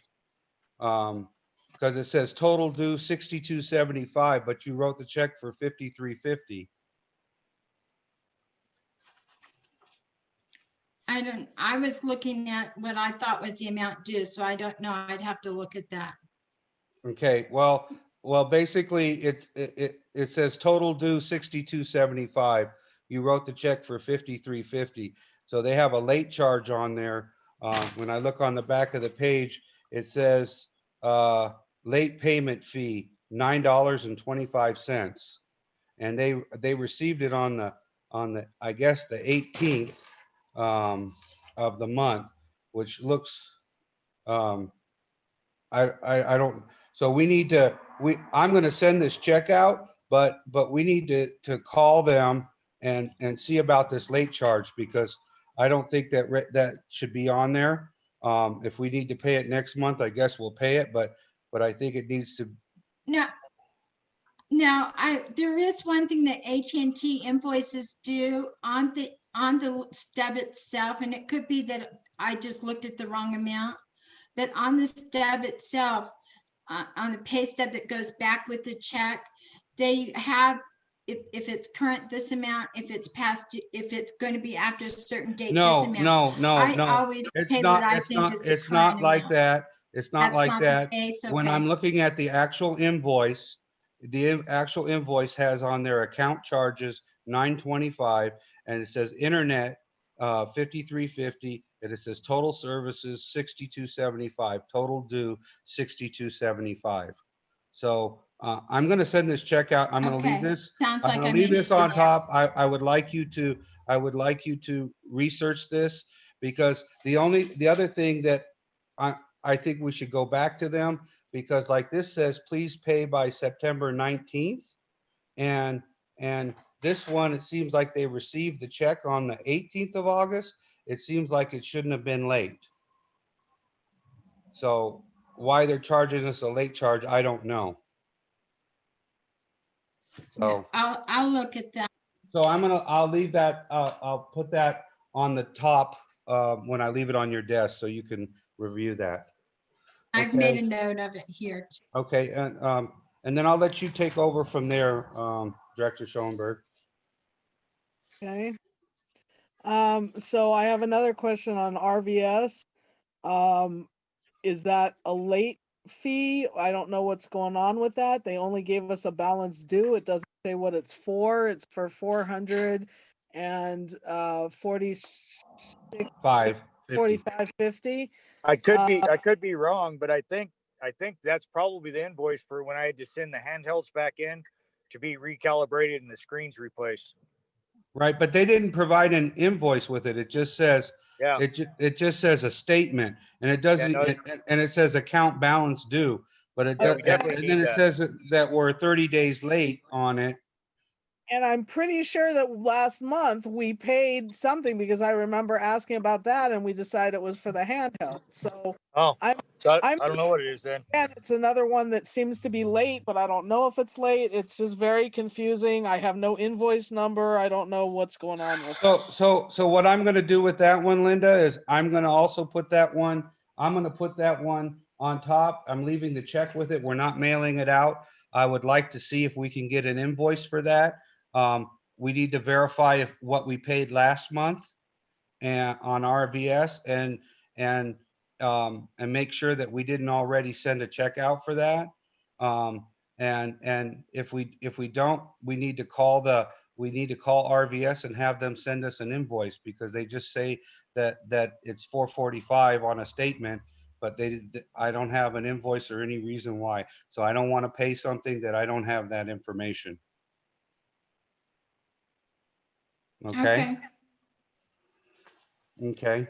And then I just had some questions for Johnny. So, a lot of this stuff, it's really difficult to track the stuff, not, it's just very difficult in these lovely COVID times to track this stuff. So I'm hoping that we can also add some additional information. So, and some of this stuff needs to come from Johnny, but it would be helpful to have it added somewhere on when we cut the check.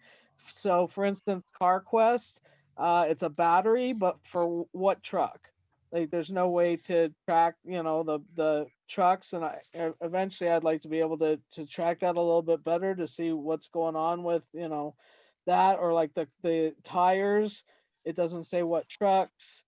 I know I'm pretty sure that on the invoice itself, I wrote what it was for. The battery was for one of the Toyotas. I think it was for 120 or 227 or 226. And then the tires were the ones from the dump truck that I had to put on tougher tires after the whole episode up on Wolf Tank. Okay, yeah, well, neither one has anything written on it, Johnny. I know you've been busy, but And I tried to, this time when I went over the bills, I tried to take extra time sitting there like on Ace and all the rest and trying to label everything explicitly what it was. yeah, And when I order things online, I'm trying to do it too. So I guess I let a couple things fall through. yeah, no, that's fine. We just want to know because because if we're getting tires, because we've bought quite a few tires, it was for 6 tires, right? Yeah, it was for 6 tires. Yes. Yeah, because there's dualies on the back and then tires on the front. Yeah, yeah. It had the stock junky tires on it when we got it. Yeah, because that's a $2,000 bill. That's the I just was curious about that. Yeah, you're right. I should have wrote dump truck on there, but yeah, absolutely. I've been saying that we still needed to put tires on that because it won't stop when you got a load and you try to stop on a steep hill. It just slides. Okay. There is something else that I had a question for on the bank card. Sure. Actually, a lot of those.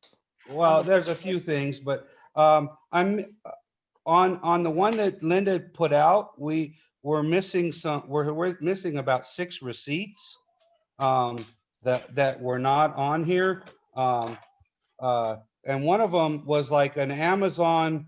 There's an Amazon charge for $415, and there's no receipt attached to this. And here's my problem with that. It seems like things are getting lost because every single time I order Amazon now, I print it. It comes to my email. I sit there, I print it. It goes on my copier. It stays there on my copier until I approve all the bills. So it's got a picture of it, what it is, and it goes in with the bills. That's a folding machine. The other folder started failing, and we have all the notices we have to post every month with all them translations that have to be folded. So I ordered another one so then we could get the first one fixed and always have a backup in reserve. Right. Well, I'm just Johnny, on that folding machine, I figured out it was a folding machine only because it was the only item that had that amount, but all it had was a picture, not an amount. It just showed the picture. So it did not show any amounts on that sheet that you printed out. But All right, I I'm figured out that it was a folding machine. All right, so what's the next one?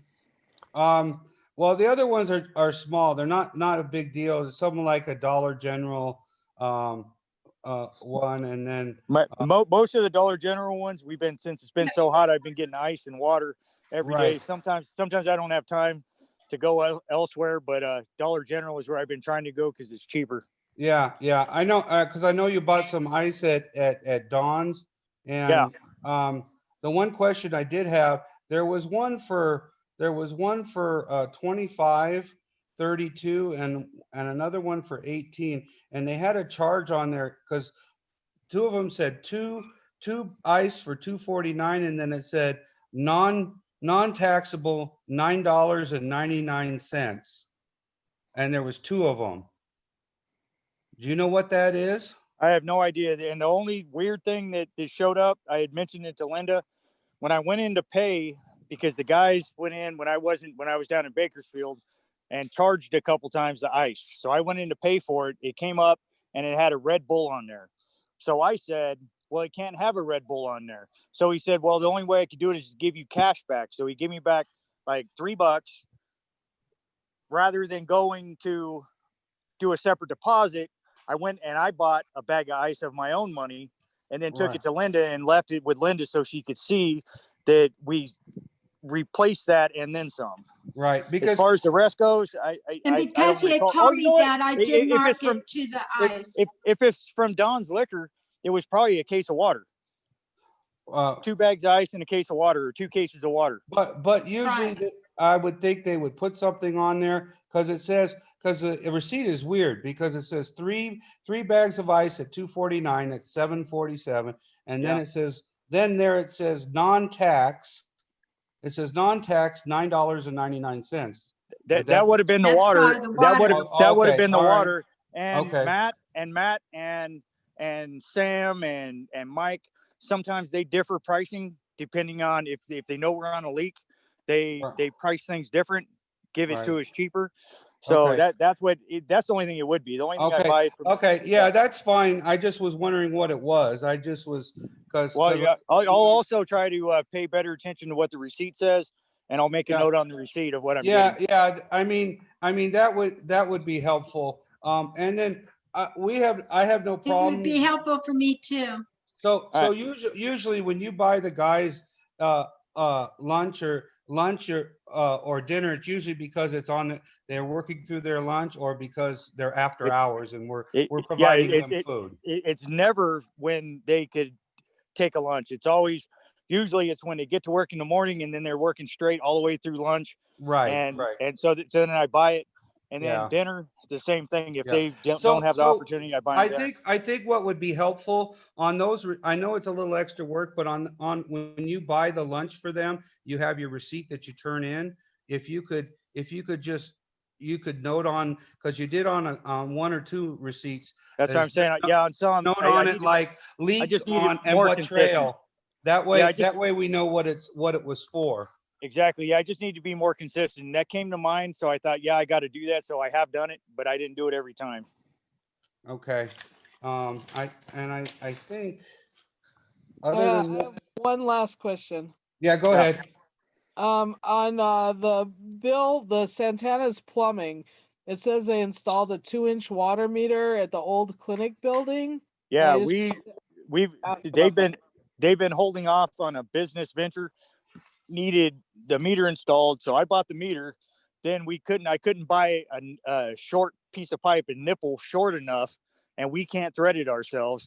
And I kept on putting Mike off for 2 months because of all these leaks. And finally, I just decided to have Santana come in and set the meter and do the pipe. Okay, that's fine. Yeah, I just didn't know why. What was going on there. Okay. And the last thing, Young and Woodridge. I know we have a lot today. I'm sorry, guys. Beating up on us. Hey, I spent my entire day today has been between an ad hoc and then going over bills for over 3 hours. So So, you know, and those 3 hours I'm not getting paid for. So, anyhow, there's a bill for Young and Waldridge. I'm not sure. It says 729, collaborate with Attorney Singh on evaluation of and response to inquiry from J. Allison regarding public contracting requirements. Legal research, RE bidding amount and requirement of public contract bidding for construction projects. That was probably when I had to find out what we could do as far as potholing and excavating up a wolf tank, and Okay. what we could do if, according to the emergency thing. Yeah, Okay. that's not the problem, Director Nyman. It's the middle one. It's the top one was for him being able to, whether we have to go to bid or not. The bottom one was for personnel issues, which is obviously something we pay. I'm concerned if the middle one is if it's a LAFCO annexation item, and in which case it should not be paid out of this money and should be part of the plan. I'm just not sure. Oh, review LAFCO statute and respond to inquiry on annexation of land into the district. Can I speak on that one? Sure. Yeah, you guys have me go through all the Young and Wooldridge, and I verify that before I give it to Linda, I verify it's not for a project. So that was actually for contacting the attorney about the La Foca property. Okay. So it wasn't project related.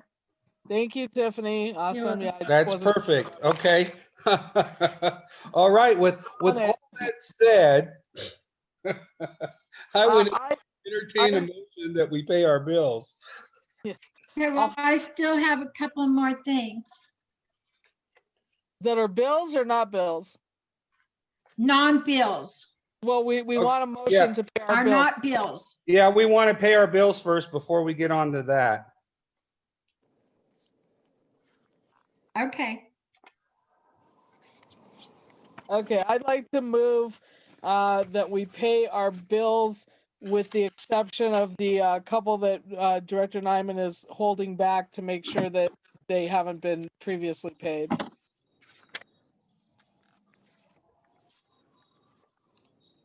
I'll second that. Okay, I hear a second. Director Kelling, a second. Roll call of directors. Director Garcia. Aye. Director Gibson is absent. Director Kelling. Aye.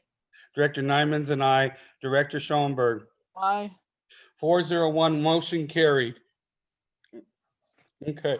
now, what was the exception? I didn't hear, it was muggle, whatever, I couldn't, it was statically, I Oh, couldn't hear. the one exception I'm holding back is the RVS. I want you to check the RVS out. Okay, I had that noted, all right, good. I'm sorry. I thought you said there was a second issue that we were holding. Well, we're paying the AT&T, but it's minus the late charge. So I'm so just we gonna can go just ahead have and to- send it out, but I wanted Linda to check out the late charge and see, and we'll And I have made to a pay- note on that too. Right, so we'll have to pay that next month if for some reason they won't take it off. And we do owe it, then we'll have to pay it, but I'm sending out the regular bill because we've already done the check.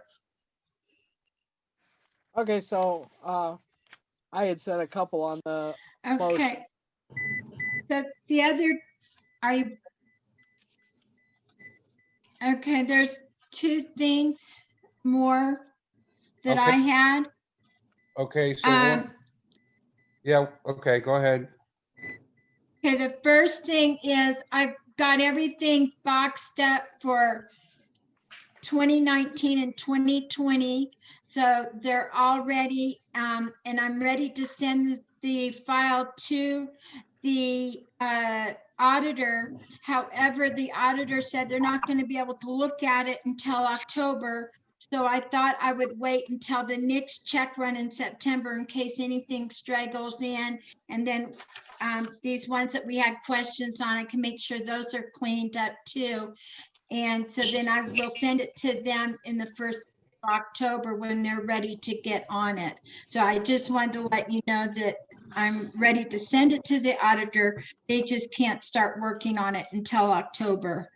The second thing I wanted you to be able to know is I got this list of the resolutions showing the changes in the names of the checking accounts.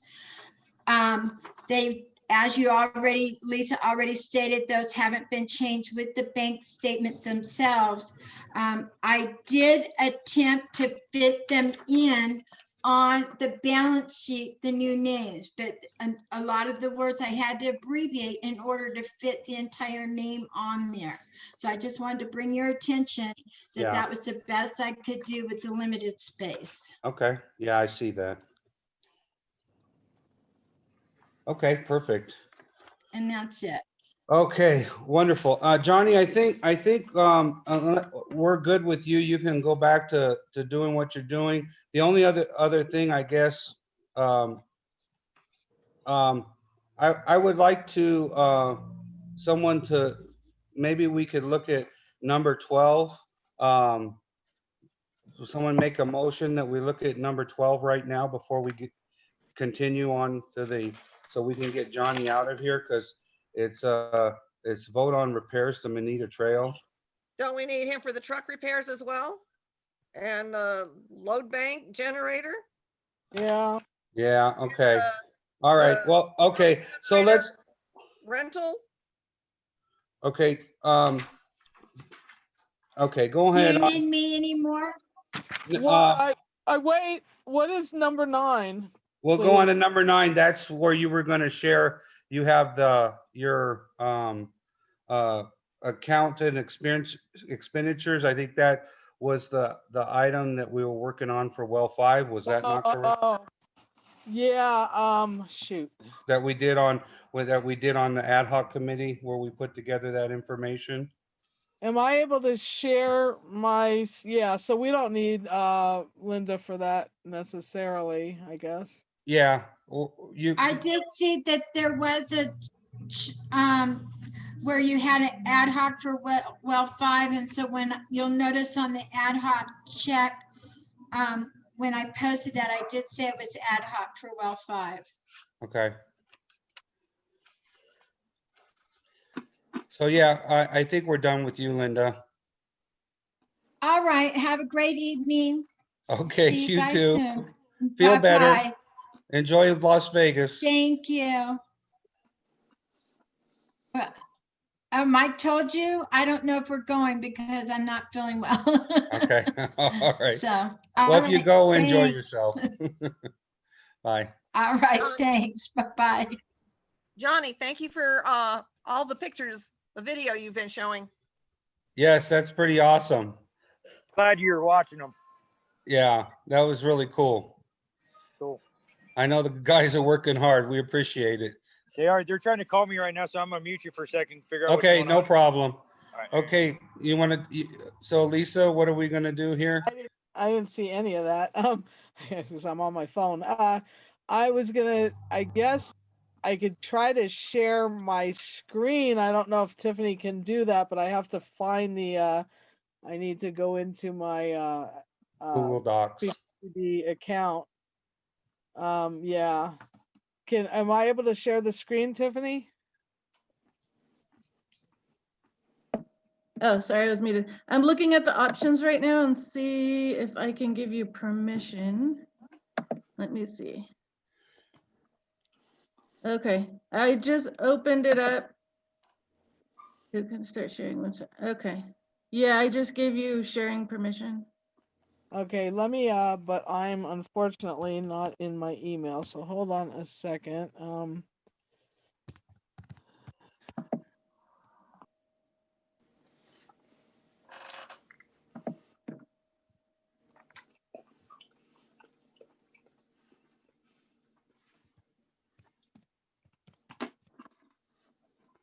me see how fast I can pull this up. If it takes me much longer, I'll have you move on and come back to it or something, but let me see if I can get in Drive real quickly.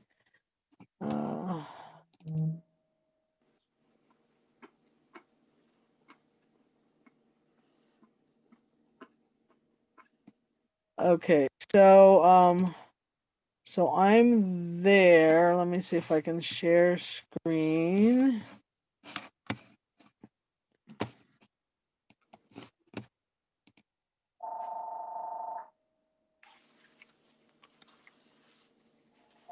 Okay, so I pulled it up.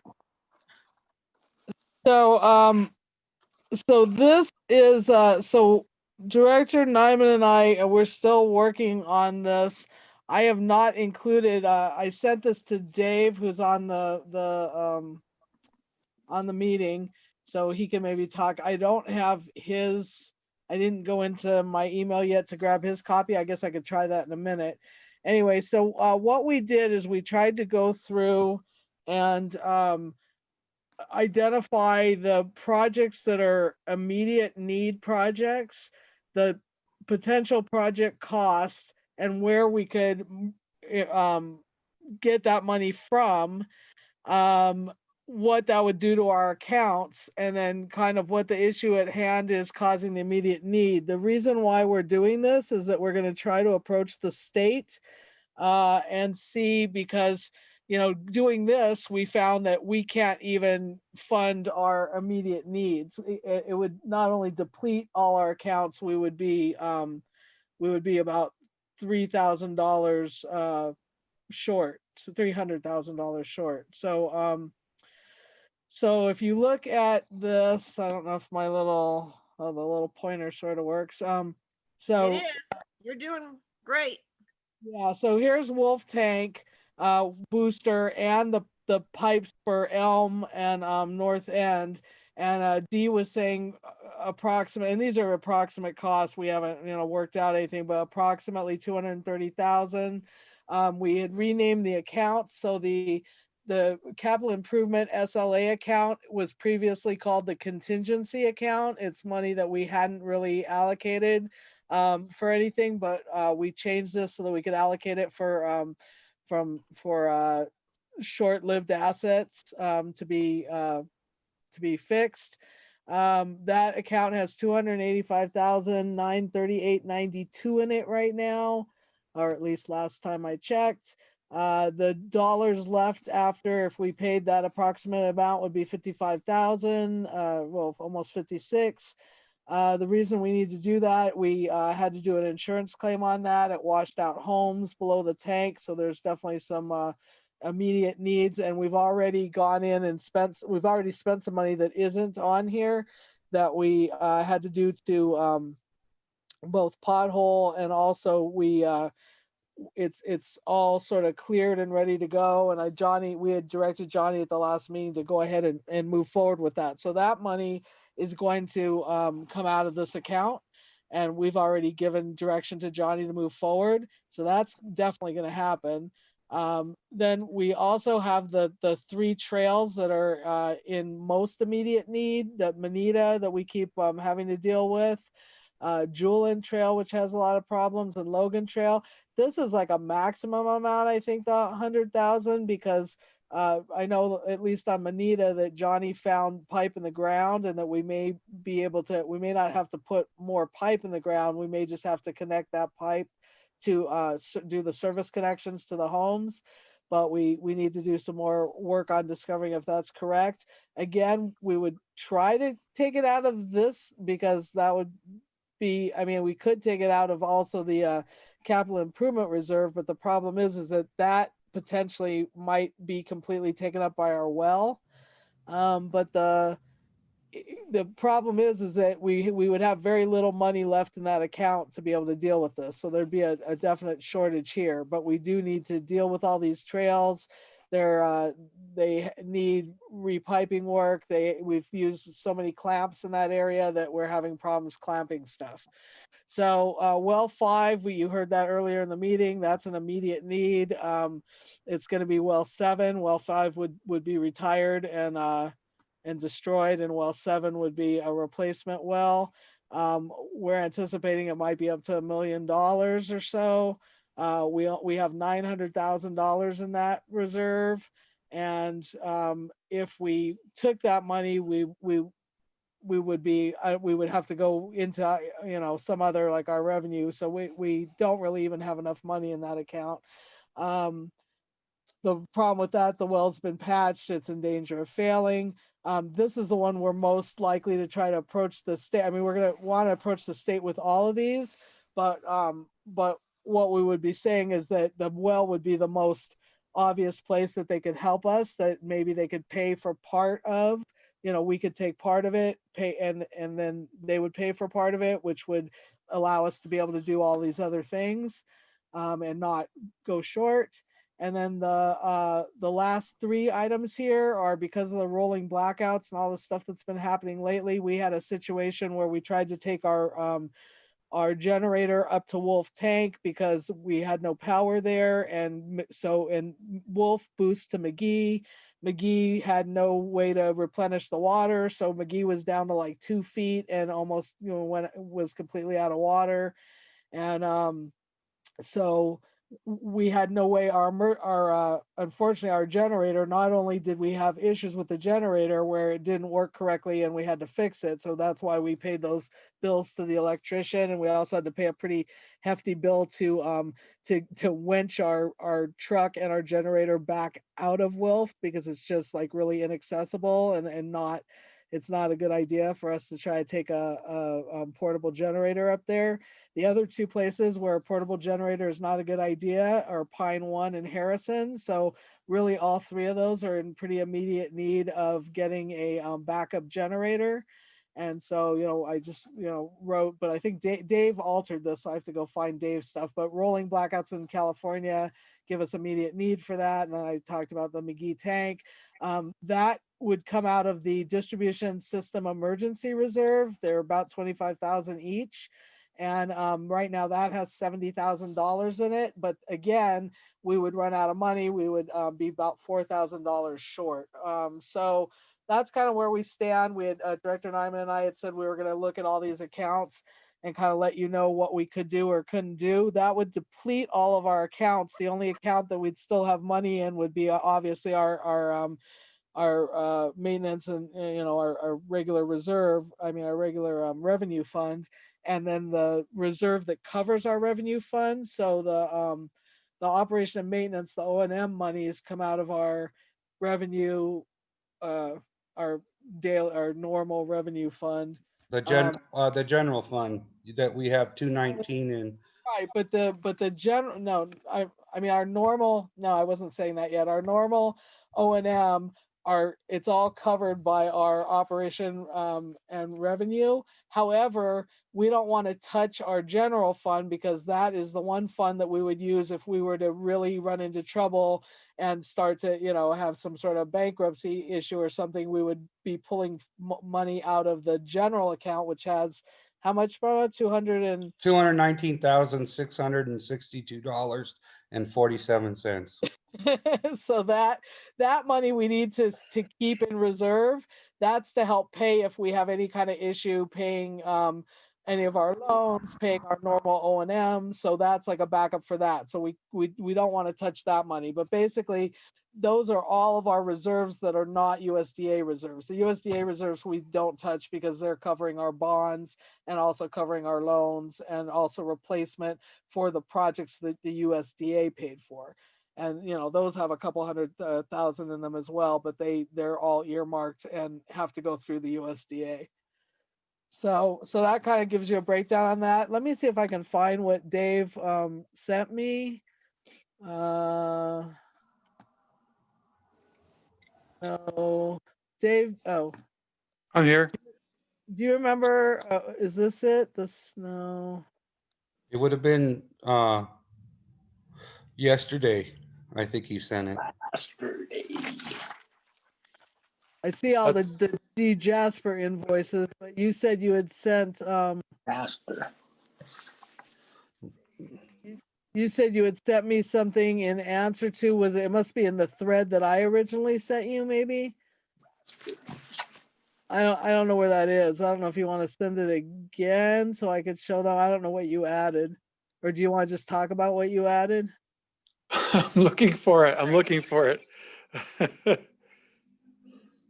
I don't know where it is. I can't find it on mine. I think it must have been in it must be in a thread that I sent earlier or something. I don't know.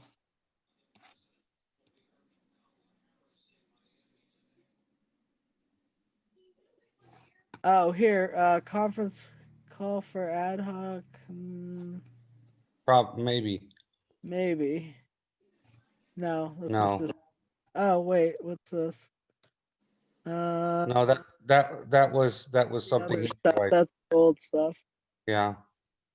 Okay, well, I mean, we're not done with it. We need to talk about some more. We do have a meeting scheduled for next Thursday, so we have our normal conference call with the state, and then we're gonna meet again with Dave to go over this. And what we're trying to do is we're trying to get all our ducks in a row and get everything written up. I'm trying to take some documentation that D already worked on, so that he did a PER already for the well 7, and I'm trying to get some of that documentation but not use the whole PER, get some of the documentation from Oscar and use our documentation, and then we're going to try to send out a packet to a whole bunch of legislation, basically to our Congress people, to the The governor, governor. to a whole bunch of people in the state, and then we're going to try to approach the state and show them that we have some immediate need, we don't have enough money, and we need to get some help so that we can cover all the immediate needs. So that's part of what the ad hoc's been. So when I was saying the ad hoc stuff came up in other items, that's one of them. So that's where we're at on that. We're definitely still kind of in the middle of it. So I think when we get together on this next meeting, which is on next Thursday, that we'll be able to flesh out some more of this stuff and hopefully come up with a packet, or it may take us another week past that, but come up with a packet that we can send out, and then we're going to try to approach the state. Great. Good job. Okay. Okay, now we're on to number 10. Discussion vote on Lake of the Woods Consolidation Planning Project. A discussion vote update on test well sites. I think D, are you there? Yep, I'm here. I know we've been taking a long time. I'm sorry, D. There's just a lot of stuff tonight. Yeah, my goodness. Yeah, just a lot of stuff. Of course, we got the SCA well site. I've been working on the Wainwright property. I left a telephone call for Emily, sent Emily the revised agreement form for 2 years. I talked to Jeff French this morning.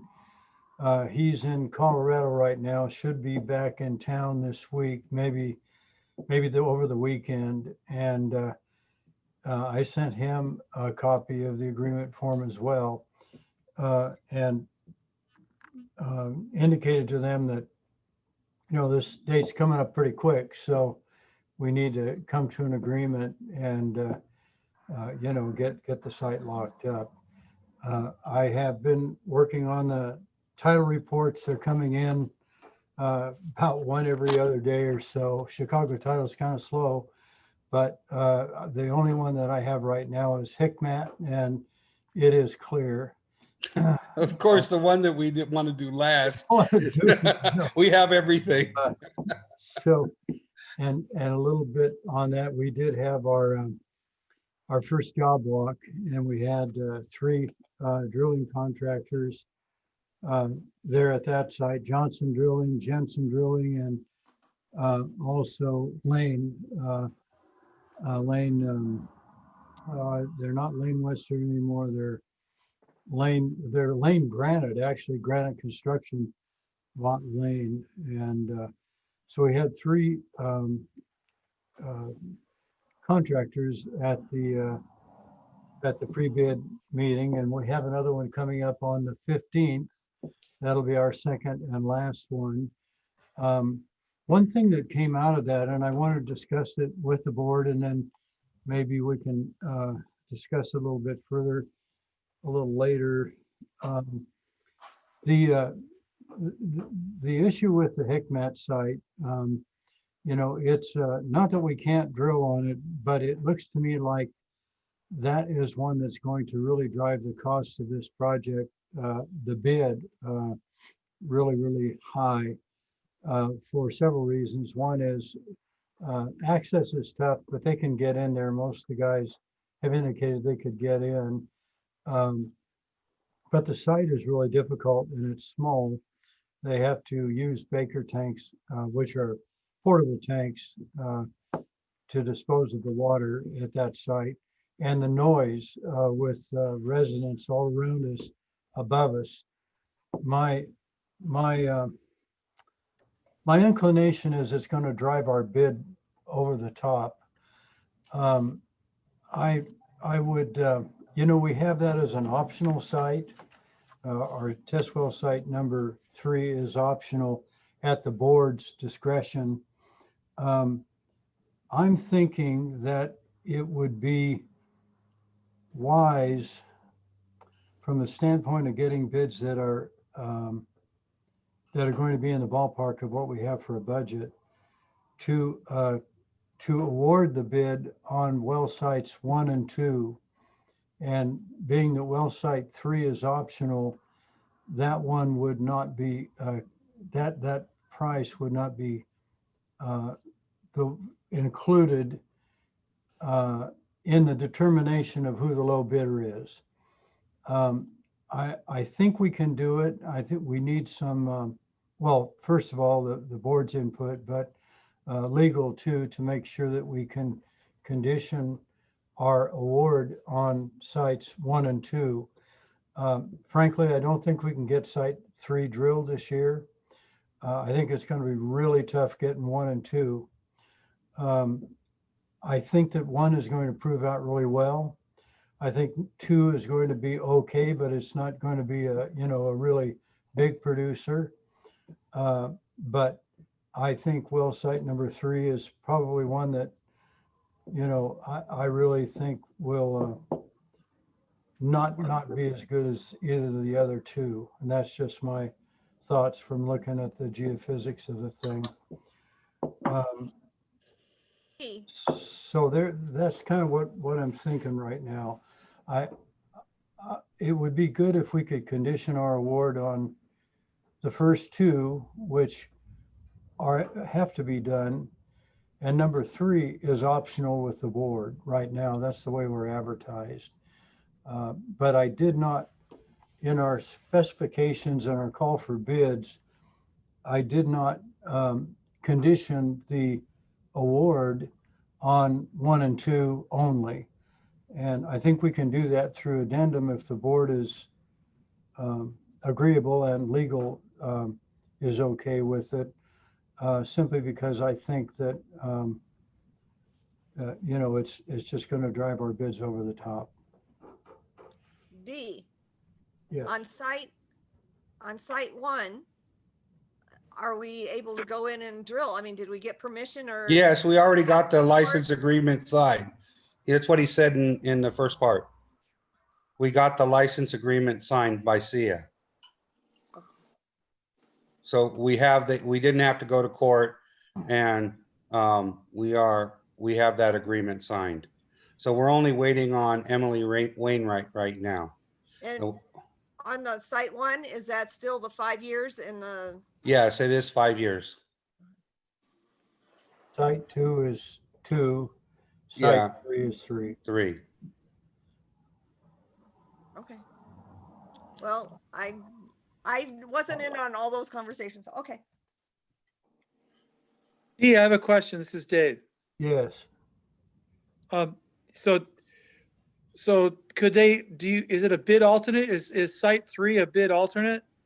It's not a bid alternate. It's optional at the board's discretion. In other words, we get individual prices for each one of the sites, and number 3 is optional at the board's discretion.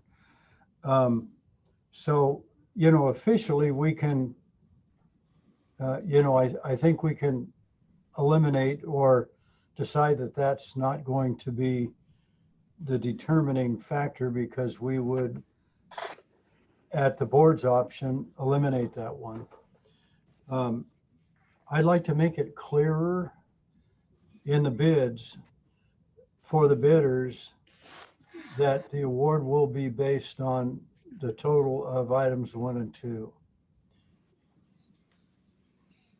And I thought we had, the 3 sites in case one site didn't produce or have water quality, you could go to a third site as a backup. Yeah, we do, and that's why we did it. Frankly, I don't have much, I don't have much faith that we're going to do very good at the Hikmat well site, number 3. You know, it's a difficult area to get to. It's right in a residential area. You know, it's probably would produce water. You know, the geophysics say that it would. But I really don't, you know, if I had my druthers, I would rather not put a well there. You know, if we have to, we can, but that's really a backup site. Can I ask a question, Dee? Yeah.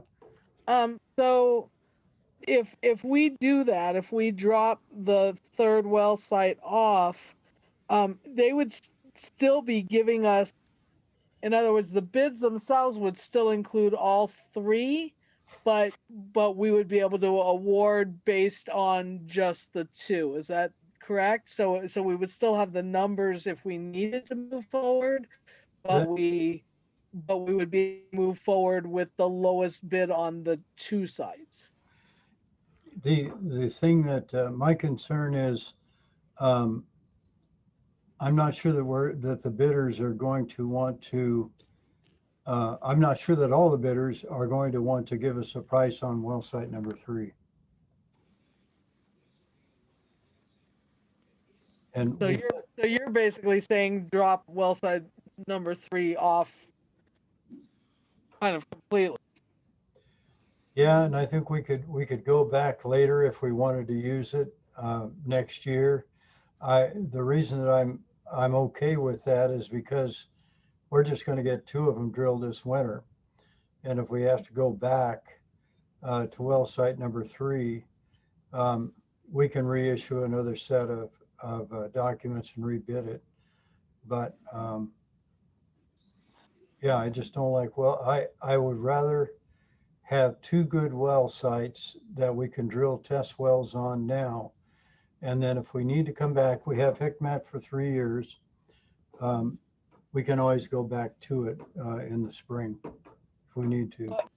But if we did that, we probably we might not have money to go back to it in the spring. In other words, if you're saying that the first 2 might take up, I mean, you're saying the third one would put us over the top, but do you feel that we would still have money left on the first 2, if they're bidding on just the first 2, that we would be able to potentially still go forward if we had to?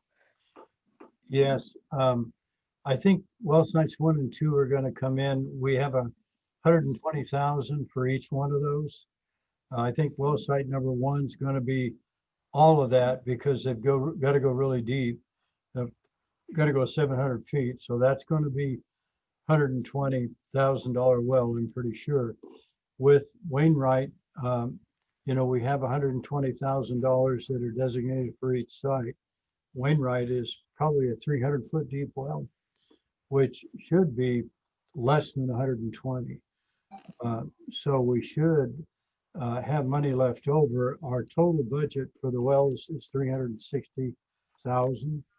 So I was, you know, just taking each one of them even, 120 for the first one, 120 for the second one, 120 for the third one. But I really think that third one is probably going to be more like 150. Just my feeling about it.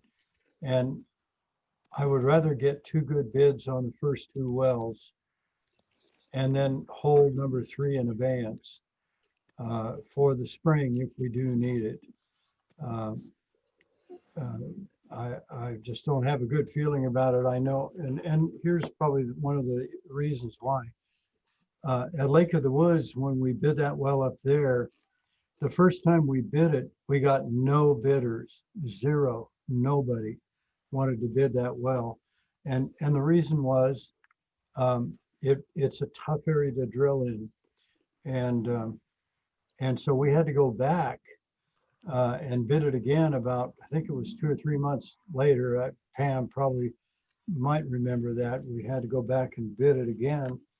And we got a driller that really didn't do that good a job. He did as good a job as he could, but really, you know, we ended up really accepting a bidder that we thought was the only bidder. Was the only bidder. And so I don't want that to happen here.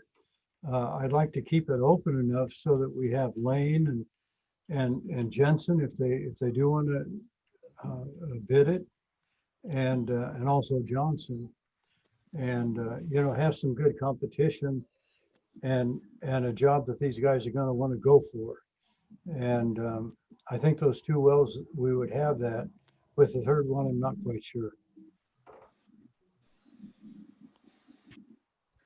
D, if you delayed the work till next spring, that means it's going to push back the whole project. I'm not delaying the work. We're moving ahead. Talking about the third well.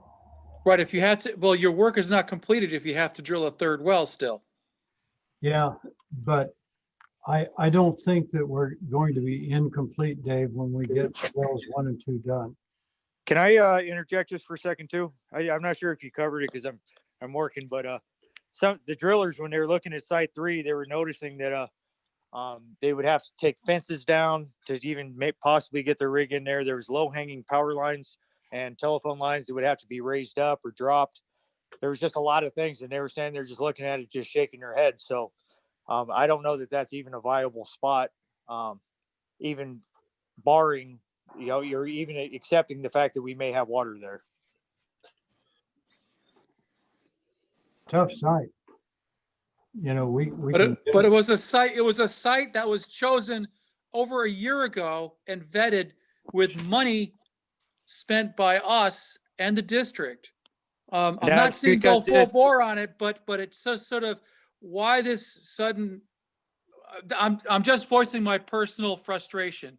I respect the fact that drillers may not want to do that, but we went forward with these 3 sites because they were the best sites, as done in a hydrology report, as done in a geophysical report, as decided by an engineer, and was paid for all this stuff. And that's the end of my compliments. I'm not saying we should go forward and drill there, but it's my frustration that we spent so much money and time on this, and we should have walked away from it begin and saved time and money. let me respond to that, Dave. We're not throwing it away. We're delaying it, and we've got that site for 3 years. And so what we've spent, the bulk of the money that we've spent on this is site 1 and site 2. Site 3 has been a cakewalk. We've had hardly any issues with that site. We did do geophysical work. That's a cross section that we did spend a little bit of money there, but we're not throwing this site away. But what I want to do is I want to give us the best shot that we have to be within budget and to get the best wells that we can as quickly as we can. My hunch is well number 1 is going to be really the well that we're going to really anchor everything on. We put well number 1 together with well number 7 at the well number 5 site. We're going to have a lot of capacity. We may not even want to use well site number 2, Wainwright, but we'll know what we have there once we drill a test well. That site was selected because we have the Coldwater Canyon coming in above it. And Ken thinks that that would be a good site because it will replenish the groundwater in that area. That site is okay. Hikmet would probably work out, but really my concern is we're not throwing that site away. That site will hold in abeyance. We've got 3 years to do it. But all we can pretty well get done before the end of the drilling season is sites 1 and 2 if we hurry. And if we get those things drilled, we're going to be way ahead of where we need to be. And those are going to be the sites that we will select for our production wells. And we may just select the SEA site combined with well number 7, and that may give us plenty of capacity at this point in time for our project, which saves us a whole lot of money on the other end building this thing.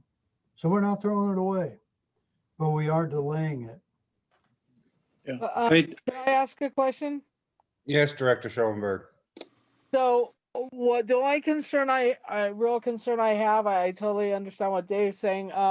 But the concern I have is, do we then lose that money?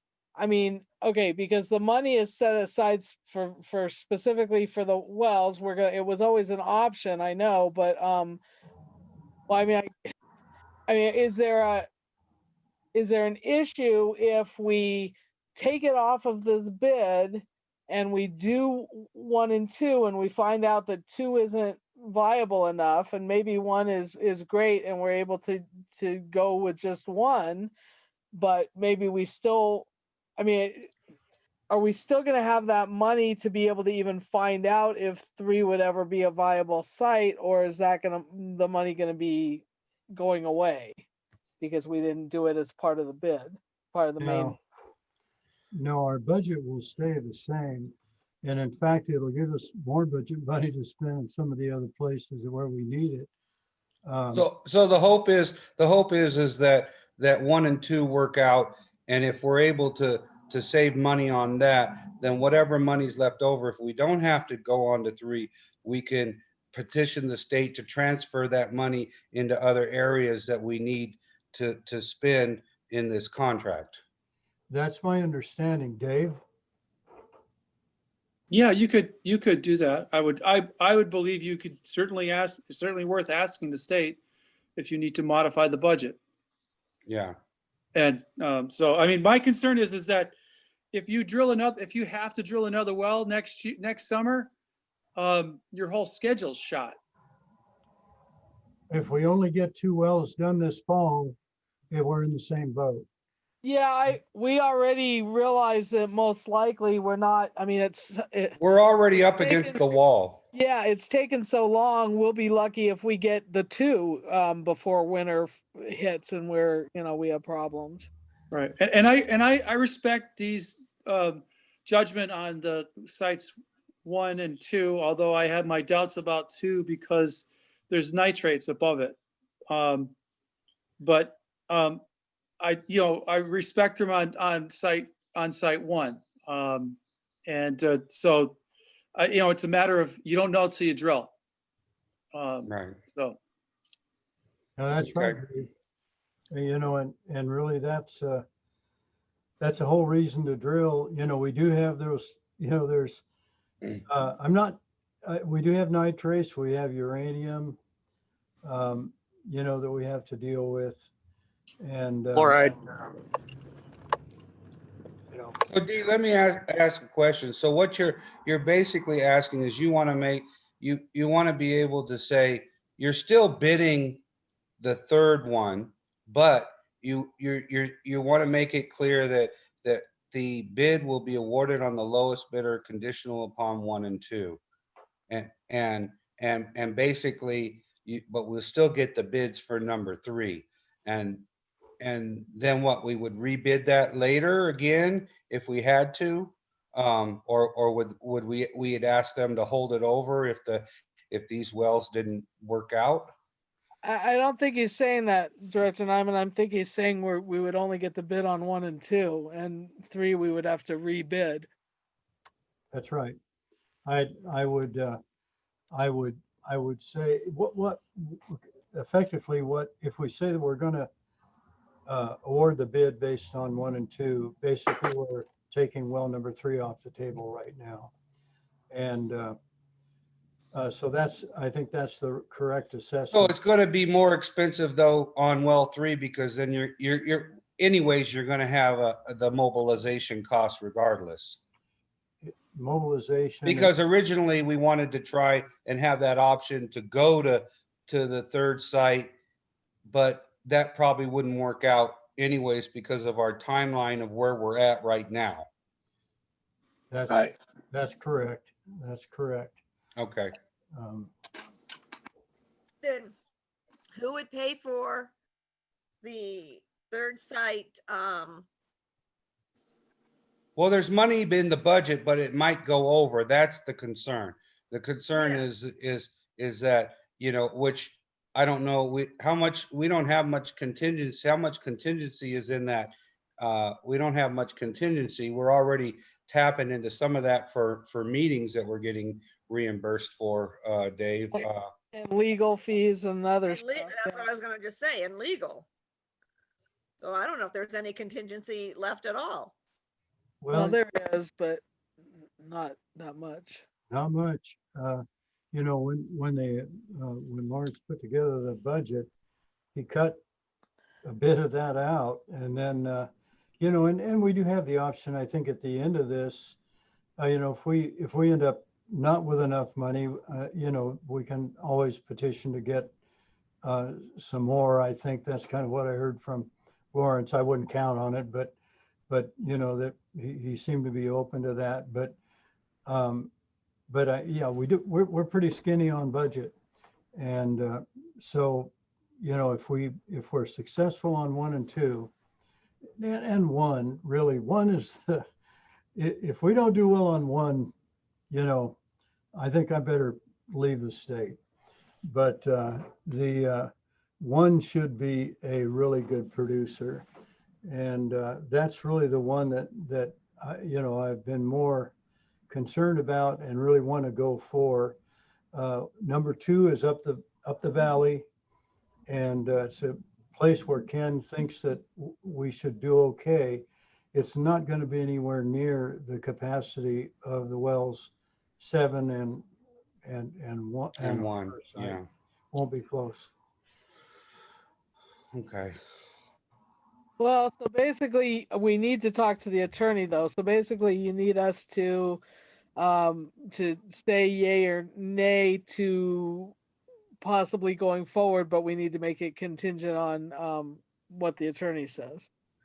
Yes. So I would entertain a motion from somebody.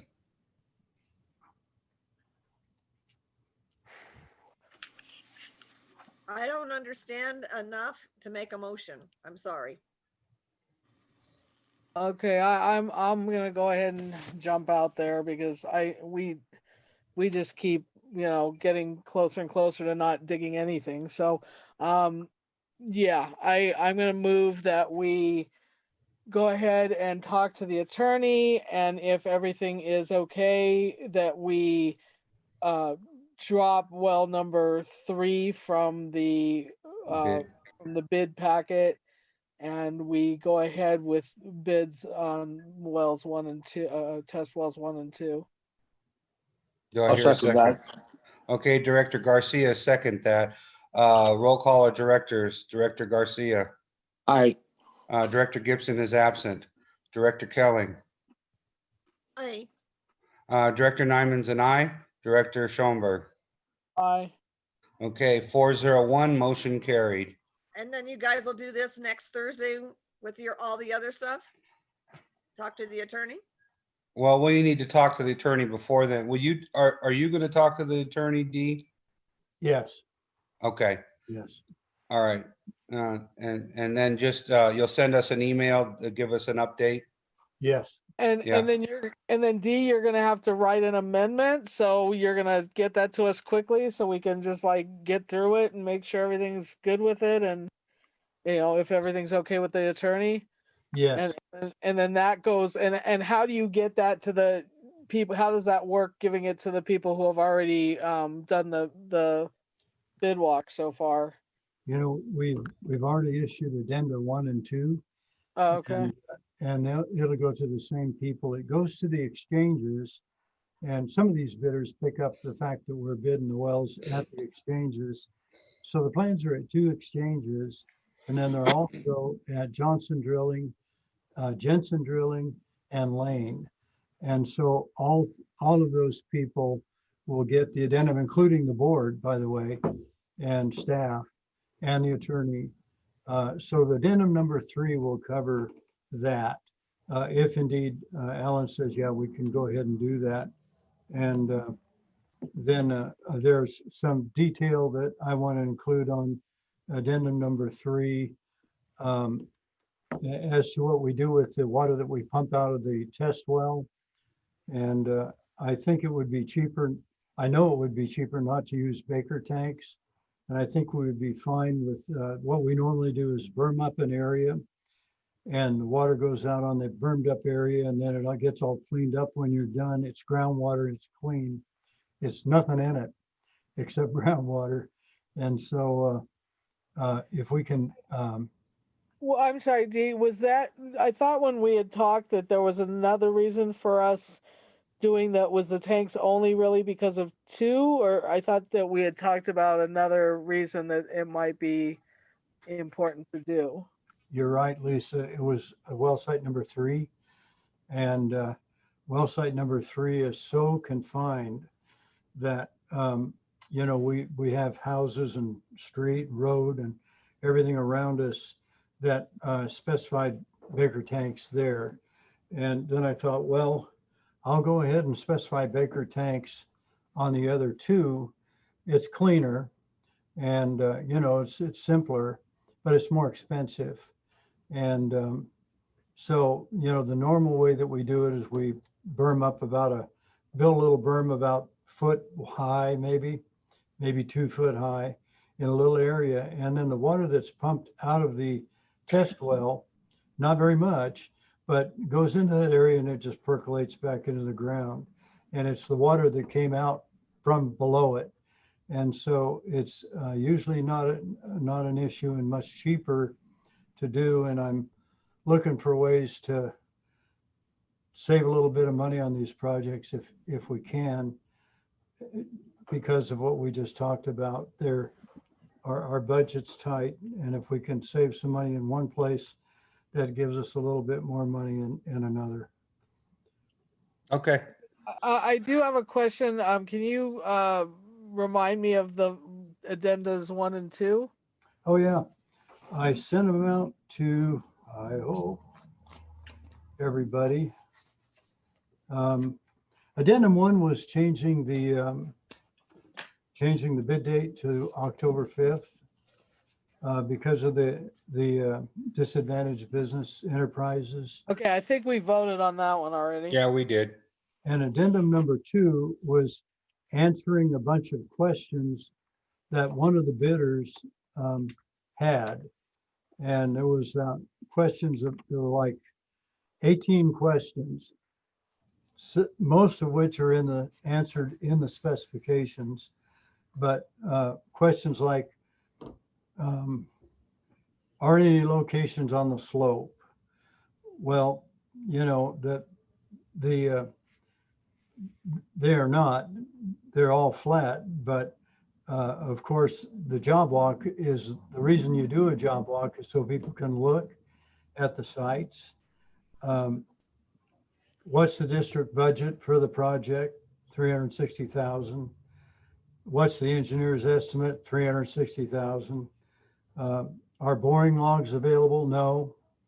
Are well completion reports available? Yes. And here's the two that we're aware of here. And that Can I interrupt you for 1 second? Pardon? Can I interrupt you for 1 second? You may. So if we're telling them 360,000, which I guess is in the, then and we're dropping one of the sites, aren't they going to just bid more because they know that money's there? Well, there's pressure to do that, but there's a whole lot of pressure to get them to actually win the bid. And so we don't find that, I mean, for a public agency project, you can't withhold that information. That has to be. Right, I know, but that was more accurate for the 3, but for the 2, it's not going to be that accurate. Well,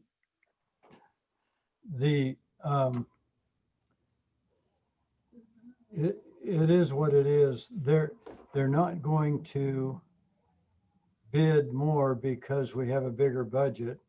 They're going to bid less because they want to get the job. So, you know, we have to put the budget out there. We did. And they know that we have enough money to actually get the job done. I guess the reason I'm asking is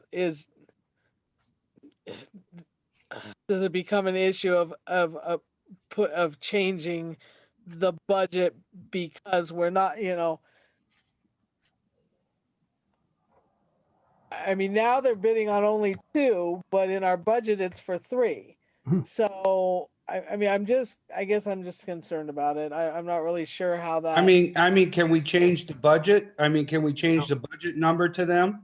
Let me read you what I wrote, okay?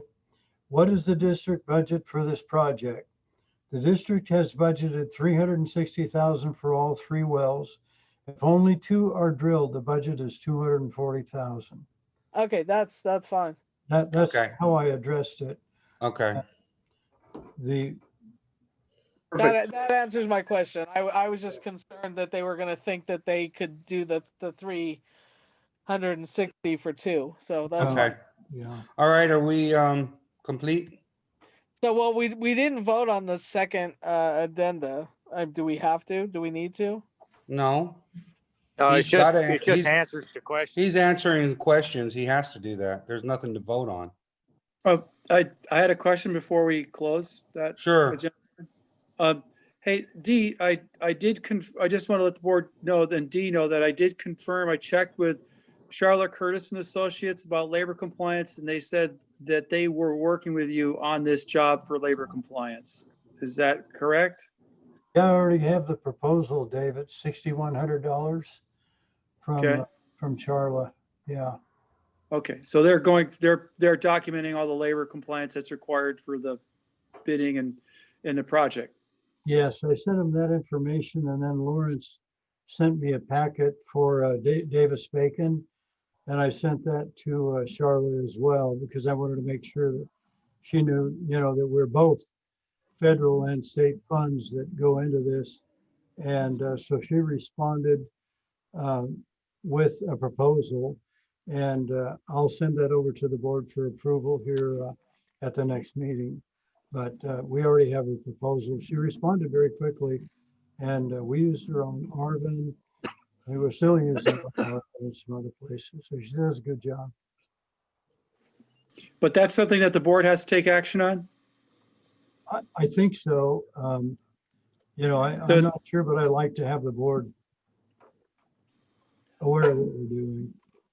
But she's contracting with the board or she's contracting with you? I believe she'd be contracting with us. But by the same token, you know, I want the board to know what we're paying and, you know, and be involved in really all the aspects of this. So, you know, I don't have any, but does How big is the proposal? $6,100? No, I mean, how many pages? Oh, how 16. Okay, 16 pages I can read, Dee. I'm kind of overwhelmed on how many different hundreds of pages and hundreds I've been reading lately. Yeah, Okay, you've got 5,000 budget for labor compliance. yep. She's a little over.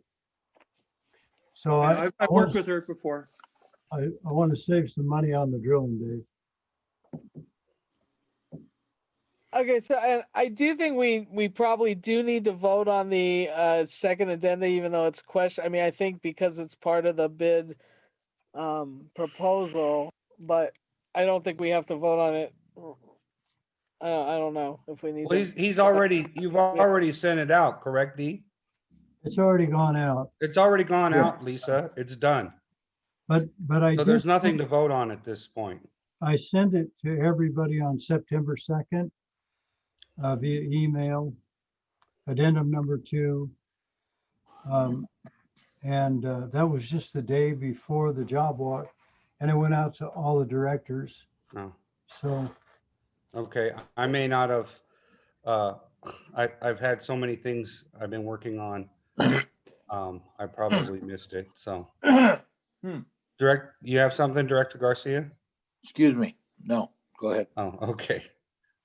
All right, okay, let's move along. We're on to, is everybody complete? I'm done. So, well, I have one question. So so Dee, you're gonna talk to the attorney and then you're going to contact us and, Yeah, yes. What I'll do, any communications once, when Alan responds, I'll send that response to the board. Okay, and isn't this gonna have to be done very quickly? I mean, if you're gonna send us the addendum, we need to look at it like right away and respond right away. yeah, but sometimes there's so many threads and so much stuff on my email, I don't even see it. So probably you need to give us a text message or something, some sort of heads up that we need to go find it. Okay, Because I have not seen the other addendum. the, I'm sure it's there, but I'm just saying, like, sometimes they get stuck in threads that, like I just couldn't find the thing that Dave sent. So it's not always so easy to find stuff. I resent it again. Okay. Okay. All righty. Okay, on to number 11, discussion vote well 5 emergency replacement project. A discussion vote upon funding application. I mean, at this point, I think what we're working on, we kind of discussed already on the ad hoc committee worked on that list and what Dave just sent us. Some of his reply to that. We have to put the package together so we can approach the state to try and get some help. And hopefully they'll give us some funding for maybe paying for half of the well, you know. Hopefully we can get $400,000 or $500,000 from them. So that's the first thing we have to do. And then after that, Can I interrupt just real quick? My phone's Sure. about ready to die and I'm operating equipment anyway while I'm driving. Can you just call me if you need me? okay. Yes. Okay, well, the next two are yours and and then What are next they three, for? Manita repairs to Manita Trail truck repairs and quote for portable load link generators. Okay, well, those things could be put off until the next meeting. Okay, we'll go ahead and table them then. All right, thank you guys very much. All Sorry right, I thanks. put that out, but Thanks. all right, bye. Have a good night. thanks, Johnny. Okay. So I'd like to move that we table 11. So we already really discussed 11A, but I'd like to move that for now we table 11B, 12, 13, 14, and 15. I'll second that. Okay, Director Garcia has Why seconded that 15? Why 15? because Johnny It's in the middle of it. is in the middle of it and he's got all the information. Actually, Johnny's got all the information on 17 too, I believe. Yep. Well, we could talk with D on that. We can talk with Deal So about there's a that. motion on the floor. Director Garcia has made the motion. Has seconded the motion. Roll call of directors. Director Garcia, Aye. Director Gibson's absent. Director Kelling, Aye. Director Nyman's and I, Director Schoenberg. Aye. Okay, motion carried 401. So we're on to number 17. Discussion vote repairs to Wolf Book Booster and tank site. Where do we stand on that? What information do you have, D? Because obviously we don't have Johnny here to. Well, and we already voted on moving forward on that. So Manita, we're still trying to get pricing on and stuff. But on 17, we we voted to have Johnny get on it right away. Right, but so Dee can tell us where he's, anything that he knows that he's doing at this point Right, and give us right. an update. That's what I was asking for.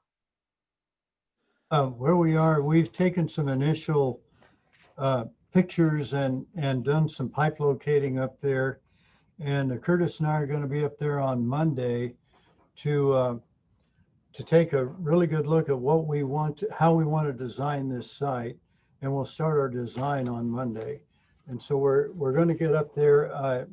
Johnny's off the phone, but I'll send him an email and tell him we'll be there on Monday morning. And we'll start, I want to make sure Curtis has all the information he needs for the design team here to get on this and get it designed.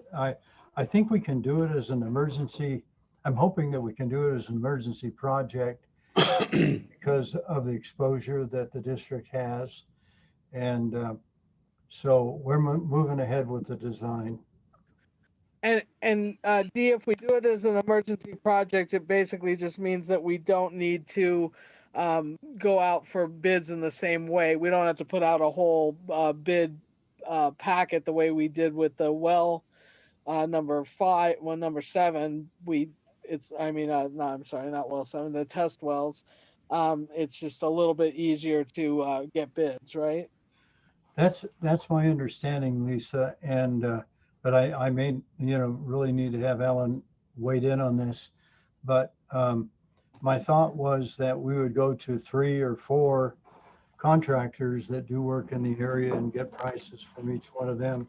They're all going to have to be state minimum wage compliant, and abide by all the rules and regulations that we would normally have them abide by. So the only difference will be we'll shorten up the period they can bid it more quickly, and we can select a low bidder in a more informal fashion. And I'm hoping that we can do that. And I'm checking with Alan to see if we can. Okay. Does that mean, Dee, does that mean also the minority and female companies? Probably so. They probably need to contact the MBEs and DBEs. We'll try to make that as fully compliant as possible. The only thing that we would do would be shorten up. We wouldn't have a public bid like we are with the wells. I'm hoping that we can do that, and only because we have Time sensitive. It's time sensitive. We've got a big exposure there. It's risky. Yeah. What about, you'll need some kind of notice of exemption on the project? Well, it's on an existing well site, Dave. I'm not sure. It's right up against the tank, right on top of the hill.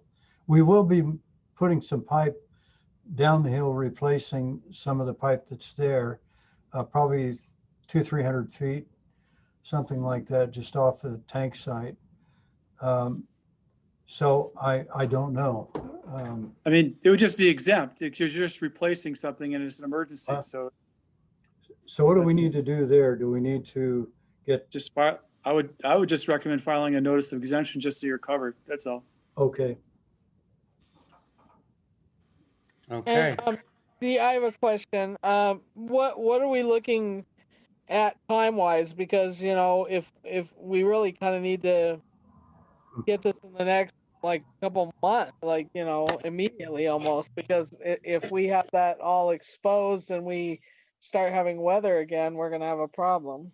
Yeah, we'll start Monday, and hopefully by the end of the week we'll have a draft set of plans.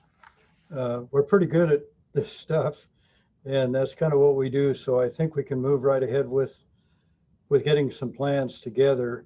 What we'll do from the standpoint of specifications will depend on what Alan tells us what we have to do. Okay. And then that money's already earmarked for, and we already have that. Right, right. Yes. Okay, I entertain a motion that we continue our business. Yeah, I'll move that we finish, it's almost 9 o'clock, that we extend the meeting to finish our business. Yeah, Do I'll I hear s- second. Okay, Director Garcia has seconded. Roll call of directors, Director Garcia, Aye. Director Gibson's absent, Director Kelling. I didn't hear you. Aye. Okay, Director Nyman is an aye, Director Schoenberg. Aye. Okay, motion carried 401. Okay, moving right along. 18, discussion vote on changing or continuing with modified services procedures as adopted on March 19th, 2020. I think that we probably should continue another month, so I would entertain, unless there's any discussion, I would entertain a motion that we continue with the same modified services. I do Yeah. have one, before we go on, I have one amendment to that policy, because we paid one of the employees out separate from sick leave to stay home until he received the test results from a COVID test. And I think that we should include that in there. That policy needs to be written up somewhere, that we're going to do that until, until we modify it otherwise. So that would be that we pay the regular wages for that employee to receive, once that they go immediately to get a COVID test if they suspect that they've been exposed, and that we make sure that they stay at home and not at the company, and we pay for that until we have the results of their test, and that they give us the results of their test, or let us know the results of their test. So I think we might want to add that.